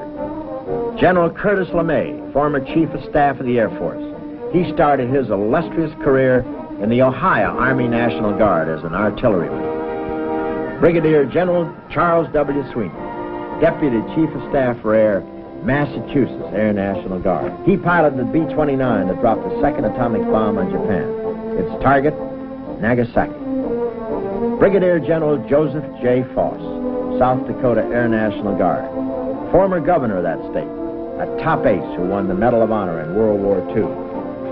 Captain Larry B. Mason, a veteran of Vietnam who joined the Michigan Air National Guard, awarded the Air Force Cross for extraordinary heroism in Vietnam. While attacking an enemy target, his B-57 tactical jet bomber was hit repeatedly. With a wounded navigator aboard, one engine shut down and the other one on fire, approximately 30 square feet of surface area missing from the right wing, and most of the electrical system knocked out, this young pilot nursed his plane to a safe landing in friendly territory. The Guard also numbers prominent figures in the fields of entertainment and sports among those in its ranks. Here is Bobby Rydell, popular singing and recording star, seen here performing at the Caribe Hilton in San Juan, Puerto Rico. Bobby is a specialist 4th class in the Pennsylvania Army National Guard. Bob Hayes, teammate of Lily's with the Cowboys, all-pro offensive flanker, member of the Texas Army National Guard. He's known as the world's fastest unit, and you can see why.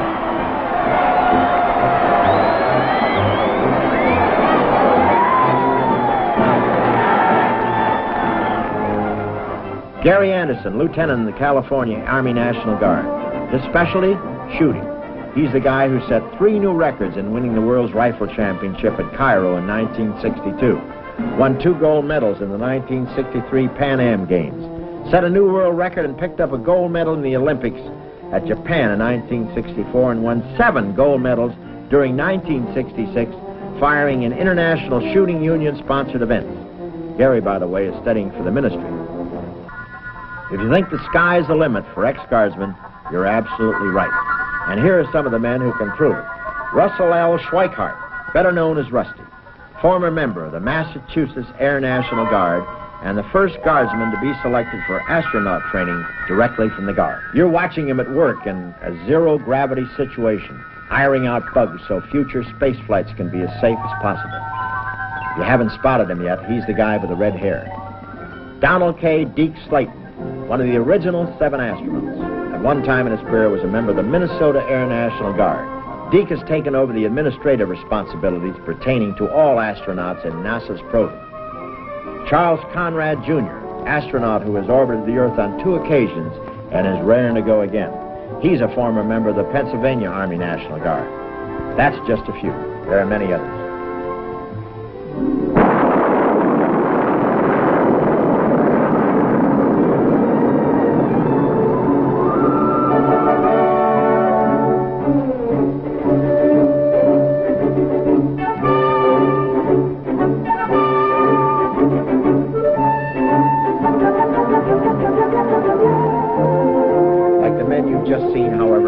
Guardsmen represent a cross-section of the community. In reality, the Guard is the community. That's why it's an organization you can count on. The chairman of the Joint Chiefs of Staff, General Earl Wheeler, once characterized the Guard by saying, "From my long association with the National Guard, I've arrived at 2 conclusions. First, as a military organization, it is consistently better than the material with which it is equipped. Second, when the chips are down, the Guard surmounts whatever obstacles confront it and gets the job done." Well, the Guard's been that way for more than 330 years now. That's right, 330 years. Its past has been one of glory and accomplishment. But like that Saturn rocket, it has a long way to go. It'll reach higher and higher achievements in the future. This, then, is really not the end. It's just a beginning.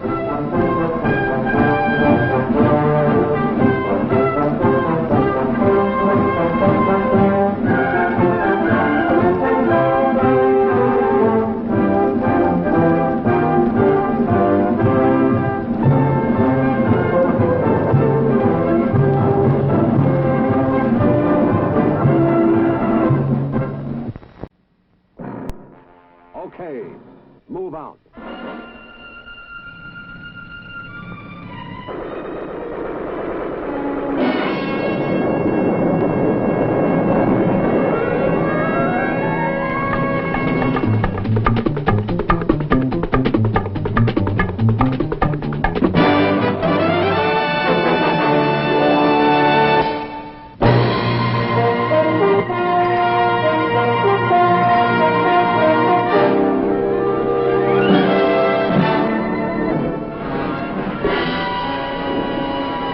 The half-century that has elapsed since World War I is little more than an instant when measured against the vast scale of recorded history. And yet warfare has changed so radically within those few decades that the tools of battle which were vital to the Army of 1917 form incredibly crude images for contemporary eyes.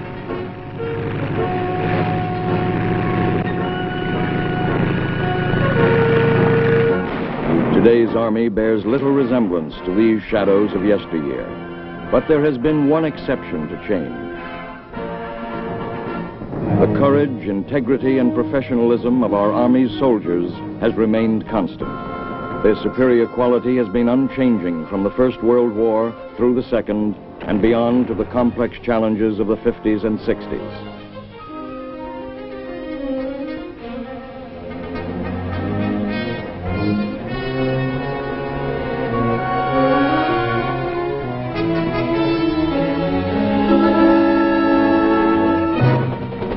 Today's Army fights with materiel that was only dreamed of 50 years ago, but its basic element is still the soldier.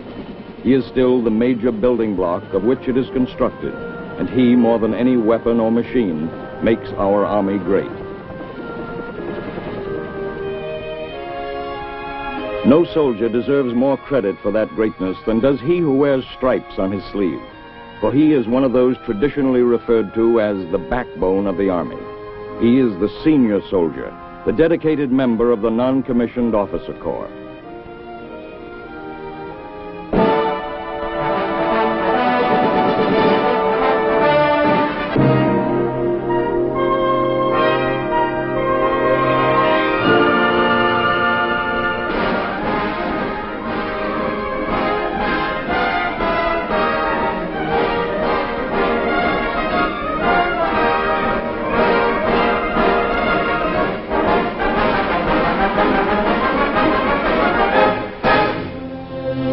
What gives form to an army? What molds it into a smooth, functioning team? Men who can move and fight with unity and precision. The answer is leadership. The quality of an army is directly dependent upon the quality of the leadership it offers the men in its ranks.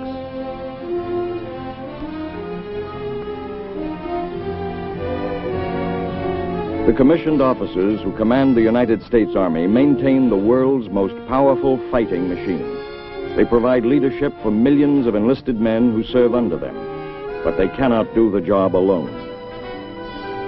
Supporting them are the non-commissioned officers, the senior soldiers, who have risen to the upper echelons of the enlisted forces through experience and training, and by demonstrating intelligence and leadership capabilities.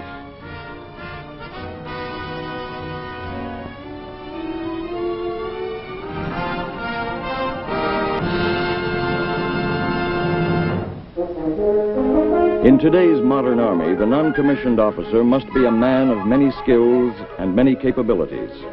Above all, he must be a leader, a man whose knowledgeability, self-confidence, and proud professionalism inspire emulation.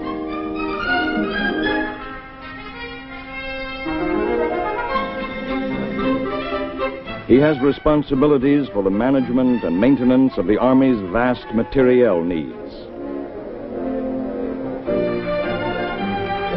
And in all areas where the Army must depend upon the machine, he plays a vital technical role.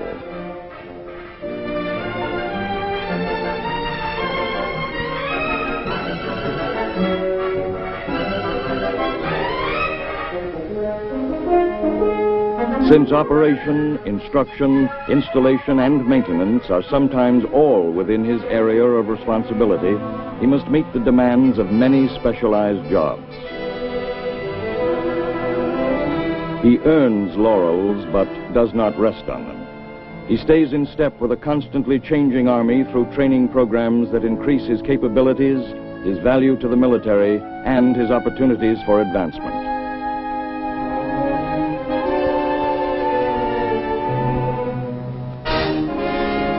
Below is the 7th United States Army's Non-Commissioned Officer Academy in Germany. Here, as in comparable centers both within the United States and abroad, the Army is maintaining one of its most critical supply lines, a supply line consisting not of materiel, but of manpower.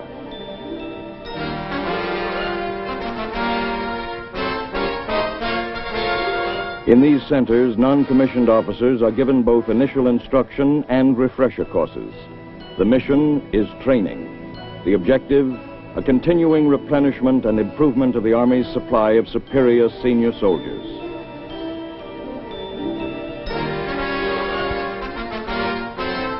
For the officer, commissioned or non-commissioned, self-discipline is an important quality. The man who gives orders must first know how to take orders. Close order drill helps develop a sense of discipline, and the academy student is given such drill in large doses.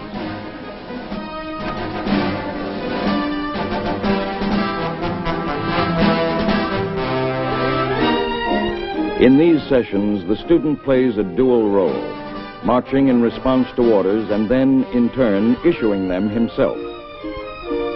At first, his commands may be awkward. But with continuing practice and constructive criticism from his instructors, there is steady improvement.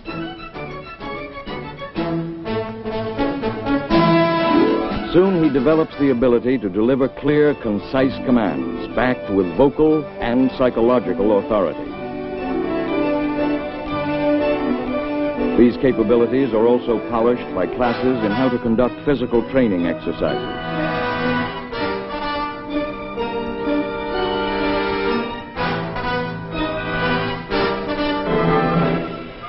In the classrooms, a wide variety of subjects are taught.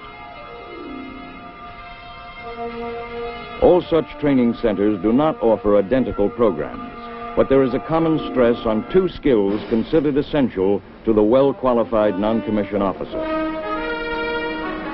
First, he must know how to lead. Second, he must know how to instruct, for he may frequently be called upon not only to tell his men what to do, but also how to do it.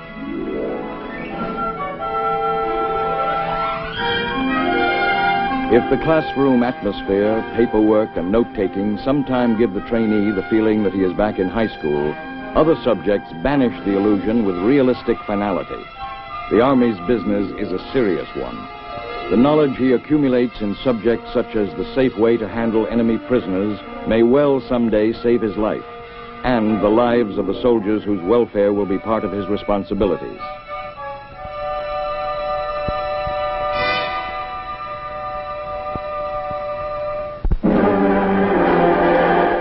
In addition to providing classroom instruction and practical training, the school also stimulates an awareness of the need for personal excellence, both of manner and uniform.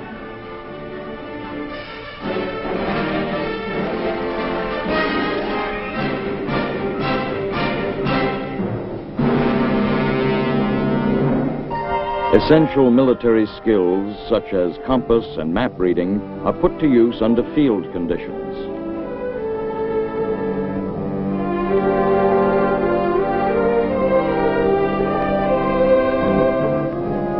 The objective here is a skill learned and then perfected. And if repetitious practice is what it takes, then repetitious practice is what he gets. During the final stages of the course, students must demonstrate what they have learned. In a field training exercise conducted under simulated combat conditions, they serve in various capacities, designed to test not only the extent to which they have absorbed their training, but also their ability to utilize it.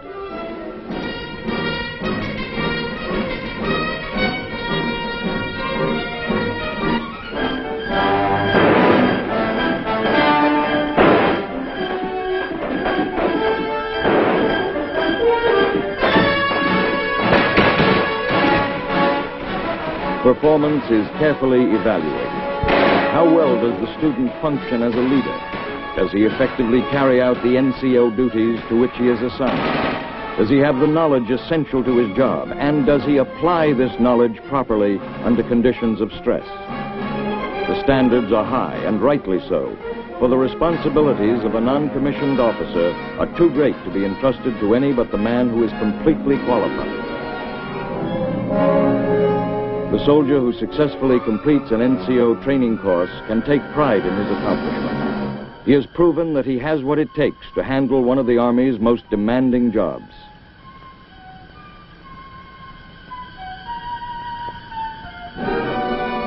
The non-commissioned officer assigned to be an instructor, though possessing much practical experience in the subject matter he is to teach, faces still further training.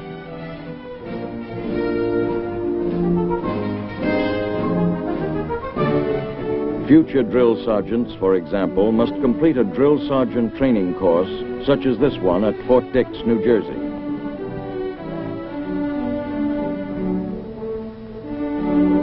The classes are kept small to permit individual attention. Each student is observed and evaluated by a tactical non-commissioned officer, as well as his instructors and counselors.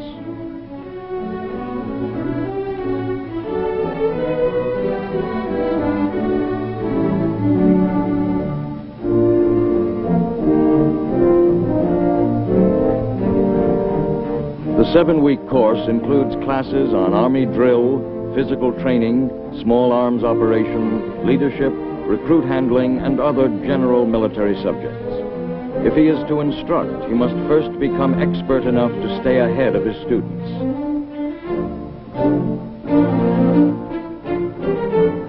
Students at all such schools are picked soldiers. The Army constantly scans its enlisted ranks, seeking out the soldiers who show the intelligence and initiative, the aptitude and talent for leadership that will make them potential material for NCOs.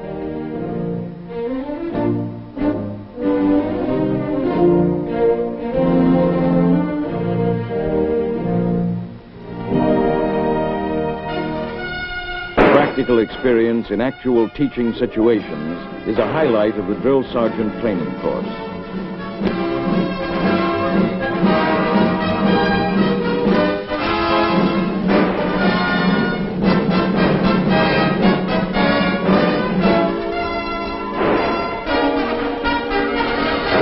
In these sessions, there can be no bluffing.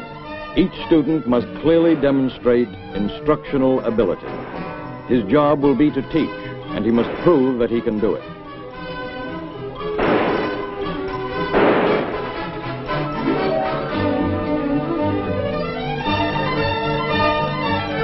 On the drill field, this same philosophy holds true, with emphasis on the proven techniques of teaching Army drill to recruits. Here, the student must demonstrate that he can achieve results not only on paper, but also with men.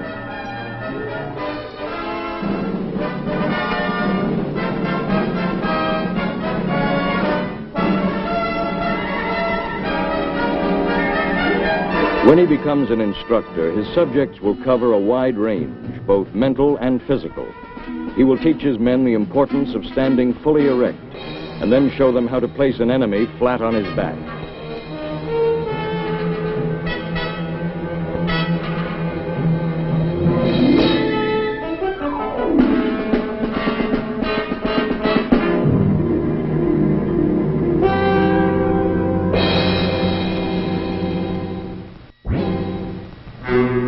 The formal course in effective military instruction is considered to be the most important in the drill sergeant's program. For many men, it is the most difficult. Totaling 30 hours, the course is devoted to basic instruction techniques and lesson preparation.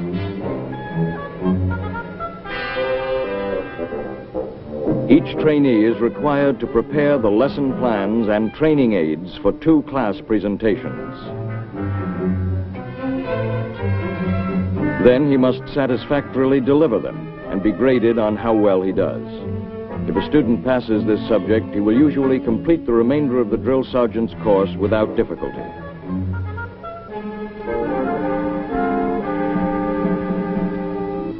On graduation day, each man receives his campaign hat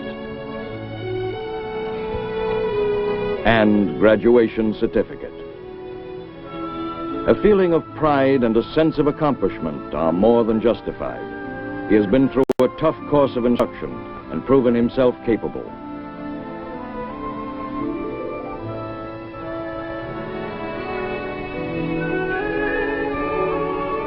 And now, at last, he is entitled to wear the distinctive hat of the drill sergeant. The job of the drill sergeant is a difficult one, of vital importance to the Army.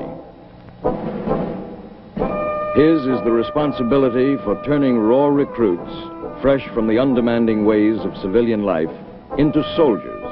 And in some cases, he accomplishes an even more significant transformation, converting boy into man.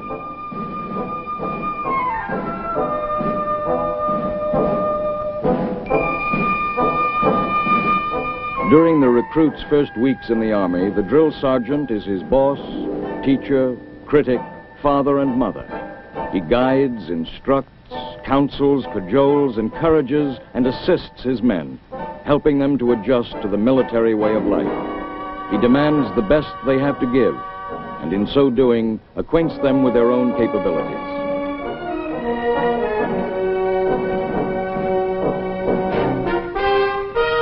The drill sergeant teaches his men how to accept and obey orders accurately and without hesitation, and how to work together as members of a well-trained team.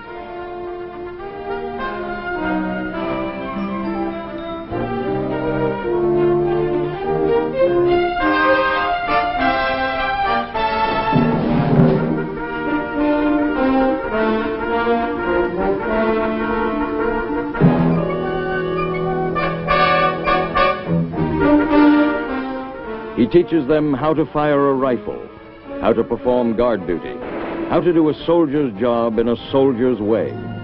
This is the drill sergeant's task, making soldiers of civilians and providing the Army with its most essential ingredient, trained men. He does his job well, and he stands as a fine example of the important role the non-commissioned officer fills in today's Army training program. The NCO also instructs in other subject areas on almost anything of use to the Army, from the operation of computers to the complexities of supply and logistical problems. He provides inexperienced trainees with a solid groundwork of knowledge about the working principles and inner construction of Army mechanical and electronic equipment. Then he follows up with practical experience under actual working conditions. Thus, it is largely through his efforts that the Army is guaranteed a continuing supply of qualified technicians. He performs these same duties on occasion with the armed forces of our allies, training their personnel to operate and maintain equipment furnished them under our military assistance commitments. The Sergeant Major in Army units of all sizes is the commander's right-hand man on matters pertaining to enlisted personnel. It is his duty to advise his CO of developments within the enlisted ranks. He is concerned with promotions, reductions, assignments, performance, with the soldier's morale, and all matters which might affect it.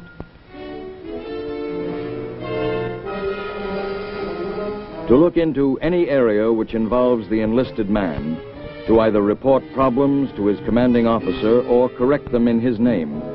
These steps are not only the right, but also the obligation of the Sergeant Major. In the field, a Sergeant Major must keep his paperwork to a minimum and spend as much time as possible among his men, serving as the eyes and ears of his commander, and, when necessary, acting on his behalf.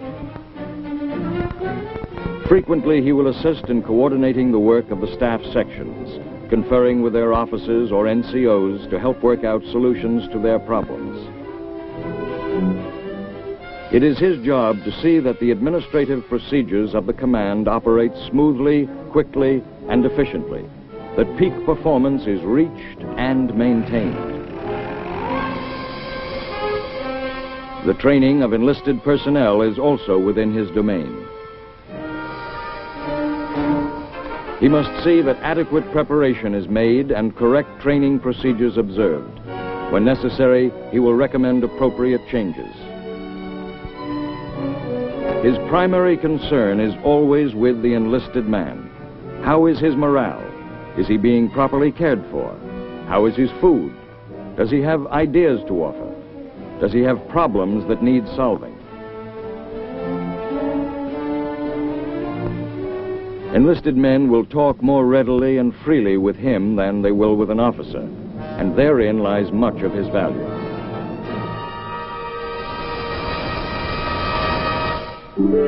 Security precautions are another matter for the Sergeant Major's attention.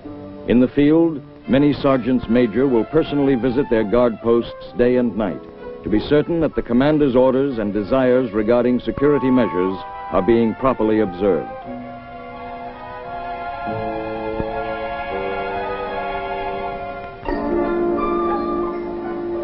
In brief, everything in which his commanding officer is interested, everything that happens or fails to happen within his command, is part of the interest and concern of his Sergeant Major.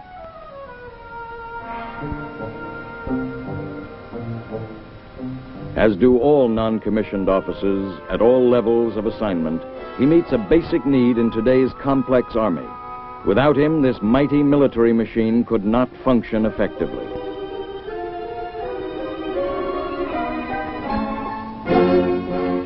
This is William O. Woolridge, the first Sergeant Major appointed to the highest non-commissioned officer position, Sergeant Major of the Army. His job is to act as advisor and consultant to the Chief of Staff on matters pertaining to the morale, training, pay, and promotion of the enlisted man. Although he has an office in the Pentagon, Woolridge spends much of his time in the field, observing training, inspecting facilities, talking with enlisted personnel, and seeking out their problems.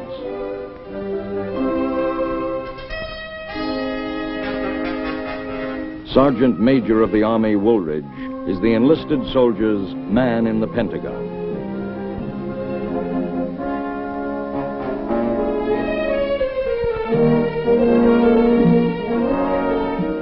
So successful has the newly created office been that our other armed services have set up comparable positions with an eye to facilitating their personnel management. A platoon sergeant is second in command to the platoon leader, who is a commissioned officer. Within the platoon are squads, each led by a squad leader, like this sergeant. The non-commissioned officers of the platoon share responsibility for the discipline, training, morale, conduct, and well-being of their men. Their work is sometimes tedious and mundane, concerned with routine problems. But the paperwork can change suddenly from the form that must be filled, folded, and filed to the map, one of the essential tools of the combat soldier. This is a briefing for tomorrow's mission. The job they will do is a tough one, and they will move through hostile territory. But the squad leader is confident. He knows his men. He knows he can count on them.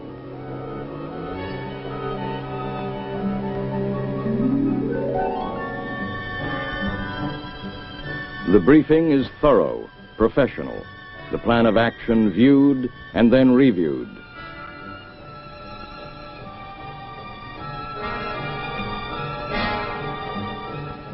It is the next day. The mission is in progress. For each man, it is the ultimate test. For the squad leader, there is the additional weight of responsibility.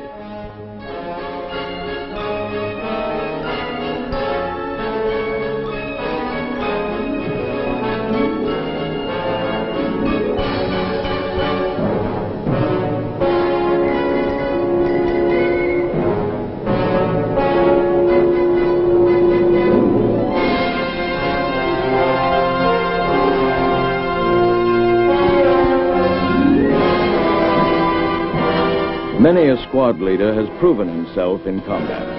Many platoon sergeants, seeing their platoon leaders fall in action, have taken command and distinguished themselves against the enemy. Many NCOs have been given battlefield commissions and become officers as a result of their conduct in action. But the future is given little thought at times like this. Only the present is pertinent, staying alert and staying alive, being ready for the ambush that may be waiting.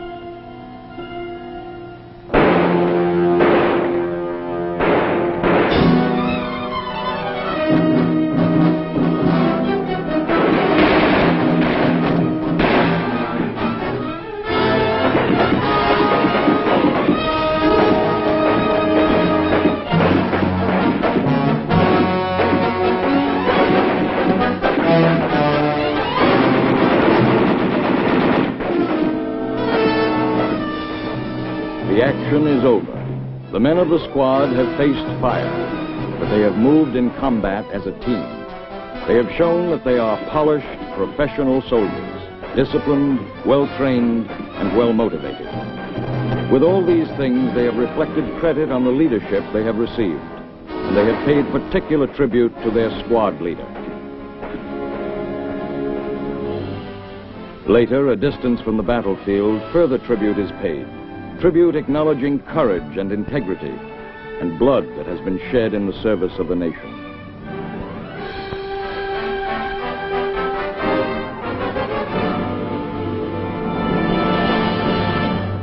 This is a proud moment. He is a non-commissioned officer in the United States Army, and like all senior soldiers, he takes pride in the tradition of service and performance which is his heritage.